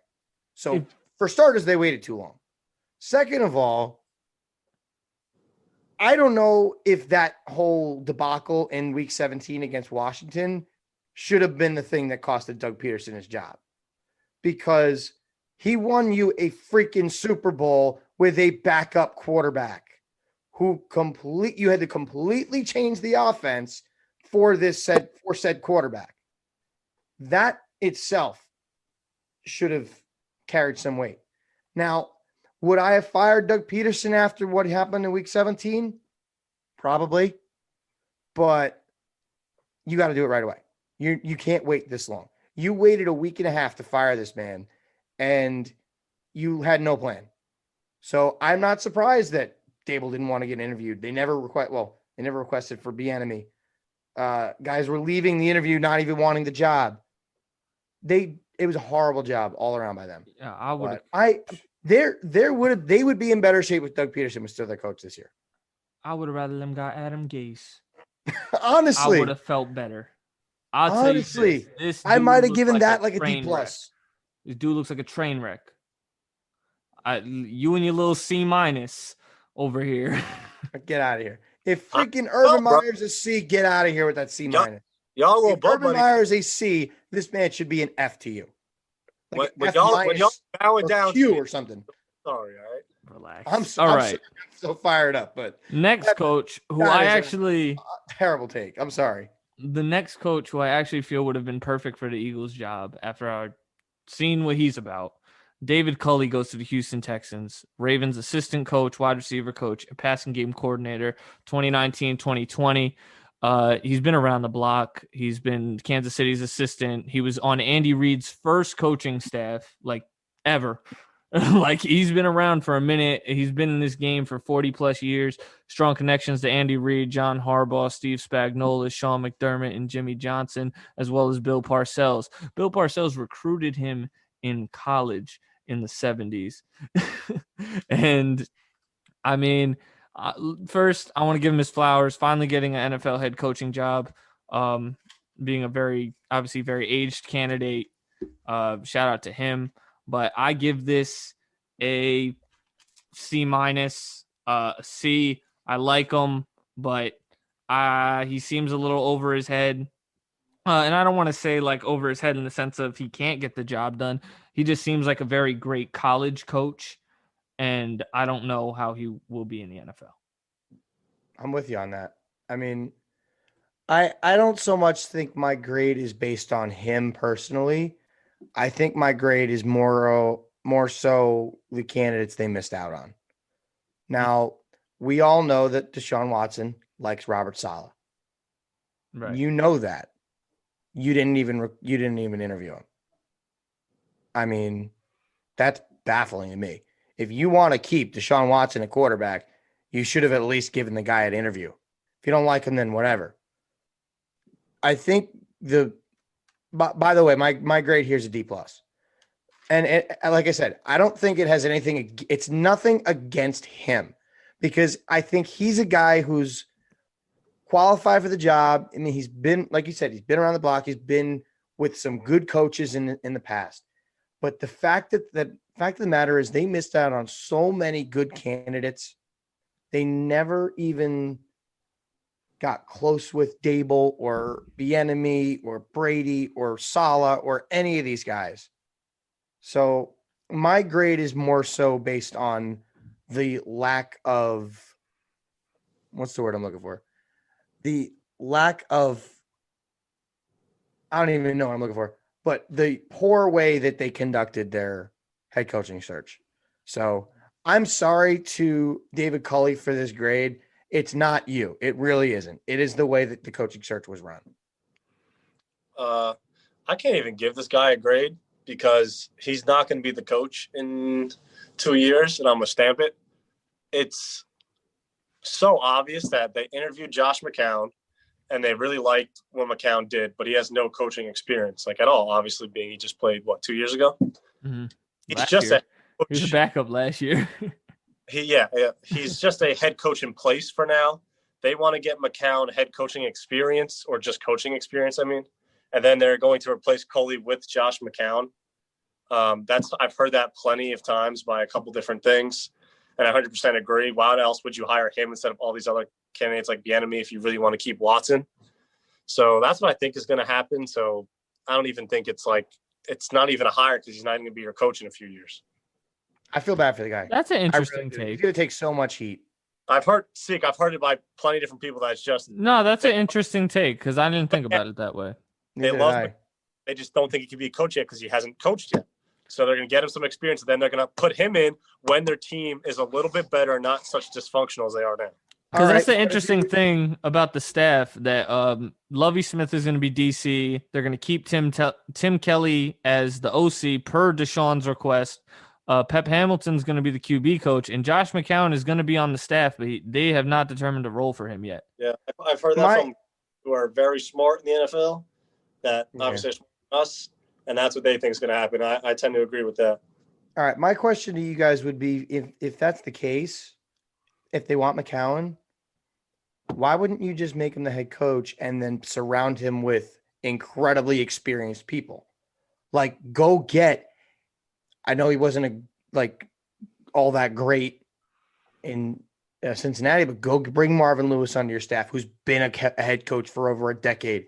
Go. I mean, I like Lovie Smith being there because he's been there. He's been to a Super Bowl. Surround him with coaches that will absolutely help him. Get him an assistant head coach who has been there. Put like David Culley on the staff. Put them on the staff, because if you want him, let him come in and grow, because you know the team's not going to be good, but you can grow with him. He could be there through the growing pains, and then you grow. I think that just makes more sense to me. All those guys you said want to be head coaches, not assistants. When they walk into a room and they know, right now, I know more than McCown knows, and he's the head coach. Like we saw in Hard Knocks, dude, with the Browns when it was Hugh Jackson and was it Todd Haley at the time? I think so. I think so. I think he was. Literally being like, Hugh, what the hell are you talking about? I know more than you. I should be the head coach of this team. I think that's what would happen if you put McCown at head coach right now. I don't think it's actually a terrible plan to just let him get experience, then let him take over. I mean, I guess, but I mean, you'd want to get the guys that would be willing to do something like that. I mean, if they want to move on in a year or two, fine. They can go interview somewhere else. Maybe that guy's that's fine. Cully. But yeah, my thing is, it's definitely a very interesting take that I didn't even think about, and I like that. My thing is, David Culley has a relationship with Deshaun Watson. That's already been made clear. I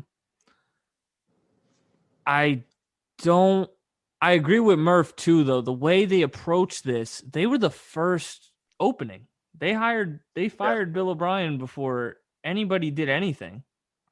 They should have known exactly what they were going to do. Right, and they had no. Well, they fired plan. O'Brien week 3, week 4. They fired him early. They fired him before Gase would have. We were talking about firing Gase week 3, week 4, and Bill O'Brien was already canned by then. Yeah. So I don't. That's you had months to get ready for this, and then you hire this guy, and again, nothing against David Culley, but you gotta do. Your process has to be better. You gotta at least have a little bit of common sense and figure something out. It looked like they had no direction. That's true. Hey, man, I think I see why Deshaun's mad now. I definitely see, because, I mean, obviously, not to bloviate it, but, like, we were kind of the first to bring it up. Well, not a lot of people know that. We were the first to ask if Deshaun was going to want out, and he did. Mm-hmm. But the way they went about this is really crazy. Yeah, bro, I have no idea what's going on over in Houston. I hope David Culley has success. I like the dude. That's why I gave him a C. That's an interesting point you bring across, Tom, and I agree the process was fucked up. But now we got to bring it to the people who weren't hired, just to name a few. Marvin Lewis wasn't hired, kind of expected. Jim Caldwell wasn't hired, which was actually surprising for me. Good coach. Brian Dable didn't get a job.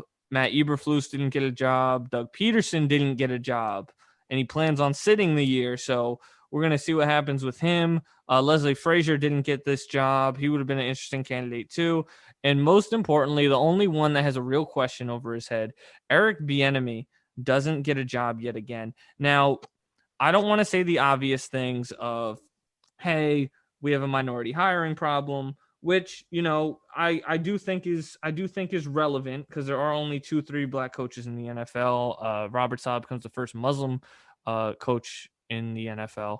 But for Bieniemy, is it time to ask why he's not getting jobs? Now, obviously, when you point at guys like Sirianni or Culley or Staley, guys with less experience, you know, things this way, are we starting to think it's fair to ask ourselves if it could just be Bieniemy, and maybe he doesn't interview well, and maybe he doesn't have the resume that we see compared to other things, I guess. I think it's the fact that he doesn't call plays in KC that turns people off. They see that Yeah. offense, mostly Andy Reid, and Andy Reid calls the plays. So I think that's what turns them off. Again, maybe he's a bad interview too. I'm not too sure. Now, I was going to say maybe Andy Reid has told him, hey, when I'm done in Kansas City, you could have it. But then Josh he is McDaniels style. but then he's going and interviewing for these jobs. So then it's like, would you really interview if you knew you were going to get that spot? Like, Yeah. I'm not exactly sure how that would work. So I could see maybe that being the case a little bit. And he reads like, by the way, if you don't love a job, just know when I'm done here, I'll give you the keys. You just don't know when that'll be. But it's either they don't love that he don't call plays, or he's just going to stay in KC until he gets that spot. I think both of you made really good points there. My thing is I hate when they try to bring race into it, because in my opinion, race should not have anything to do with anything. Just like the people that we're talking about, Sarah Thomas, I think is her name, the first female referee in the Super Bowl, I believe. I've already seen people complaining about that. I don't care what the color of your skin is. I don't care if you're white, black, purple, orange, whatever. If you're qualified, you should get the job. And if you're not, you shouldn't. It's as simple as that. And that's just life. And if they didn't hire him because of the color of his skin, then that's just fucked up. But it really should not be that way. It doesn't matter what you look like. It would be the most qualified person for the job. I look at, and I apologize for making a baseball reference here, but look at the Miami Marlins hiring Kim Ng to be their general manager. This is the first female general manager in the history of baseball. She was incredibly qualified for the job. I think this relates perfectly. In that case, Derek Jeter went and hired who he thought was the most qualified candidate. Now, did it come with more publicity? Yes, but she was incredibly qualified. And I listened to her press conference, and I've heard the woman talk, and she is incredibly intelligent. She's been around some of the most intelligent people around Major League Baseball. And I'm okay with it. Like at the time I was like, wow, like this is a really good hire. And I think the thing with Bieniemy is they just don't think he's cut out to be a head coach. And it's, like I said, it shouldn't have anything to do with race or sex or anything. So if for me, I guess he just wasn't the most qualified candidate. And that's just the way it is. I don't disagree with that. I could see some people seeing that point of view. But for me though, when it really comes to Bieniemy, I think he's established enough to have the choice of the job he wants. And I think Jacksonville was clearly going Urban Meyer from the start. So I think that kind of eliminated him, and they just interviewed other candidates to make it a process. And he didn't get a call back there. When it came to the Jets, I think it appealed, but I think not having Trevor Lawrence kind of hurt it for him, and maybe he didn't want it as bad. And Saleh just did a better interview, and they got him. That's another top candidate. The Chargers, I don't know how he felt about going in division. We already talked about how bad the Houston and the Philly jobs looked, so maybe he didn't want those jobs. And there was one more, the Detroit job. Obviously, going to Detroit is a rebuilding process, so maybe the best option is to stay in KC. So I think it's hard to evaluate that, because this idea that he can't be a bad interviewer, I think that's a little asinine. Like, yes, he can be. I don't think it's likely, but yes, he can be. And I think if he's a part of, this empowerment movement to get yourself in a position where you see yourself to succeed, because if we're going to be honest, that's where we don't see the minority candidates in a position of success to, get a team that can contend right away. And maybe he's waiting for that. And if he's doing that, I champion that. I give him credit for that. But I think it's just, we're going to see. And I think him getting a job is just inevitable at this point. It's going to happen. I think the right one's going to turn up, and hopefully he's not too discouraged and he goes out and wins a Super Bowl this weekend. Well said. It would be nice for him. 100%. So I think we should touch on that, touch on a little more NFL stuff, and get out of here because we have been on for a minute. Yes, sir. We're not I even got gonna Just a do. few minutes. We're not even gonna do quick hitters outside of the NFL. 10%. Let's go. Super Bowl wise, Murph, I just want your thoughts. Obviously, you're doing a Super Bowl show on this Friday. Everybody, like we already said, like, comment, subscribe to Murphy's Law. Let's go check that out. Don't give us the whole pie. Save stuff for your show, man. We want people to get the exclusive over there. But what's your base thought? Base thought. You don't need to give us a winner. Just you excited about the game, Quick hit. dive into I was gonna say I'm gonna save my actual prediction for the show on Friday, but I definitely think this is gonna be a fun game to watch. I mean, you got the GOAT versus who very well could end up being the most talented player to play football. I think he's on the right track to being more talented than Aaron Rodgers. I don't know how I feel about teams going back to back.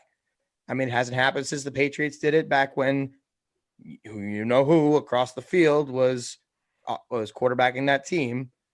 And also you have the intimidation factor of Tom Brady being there. So this will be interesting. I am looking forward. I have a weird feeling that it's going to be a weird score. I think it's going to end up being some kind of weird number score. Like there's going to be some sort of maybe missed extra point or maybe something crazy where like the Chiefs are backed up. They try to run the ball and the Bucs get a safety or something like that. I got a weird feeling there's going to be a strange score, but I'm very excited for the game. I think we can both echo that sentiment. I'm very excited for the game. It's Mahomes versus Brady.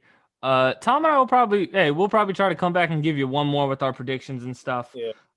With everything, but it's good to get the insight on how other people feel about the game with it being such a historic matchup between Tom Brady by himself, no Belichick, and Mahomes being Patrick Mahomes. So I think we are good to wrap it up. Shout out to EA Sports for bringing back NCAA football. Oh, real quick. Yes, I love it. Yo, the cover, I got it. Hear me out real quick. Burrow on the front, like this, throwing a football. Next to Burrow, Kyler Murray running, stiff arm. Right here, Trevor Lawrence throwing the ball that way. That's your cover. That's fair. I fuck with that. Cover. I just like the people that are saying it should open with Burrow smoking a cigar to start stream. That would be so sweet. That would be tough. Tough. And I would not be opposed to them doing one where they just update it every year. And it's not like the actual like NCAA 21 or NCAA 22. Like it's just NCAA football, and then just keep updating it. That's fair. I'm cool with that too. Get me it back. And I then, know I miss it so much. The day it dropped, I am playing it all night, literally all night. Have to. And quick before we get out, can Tom Brady play at least 45? Yes or no? Yes. No. Yes, I say yes.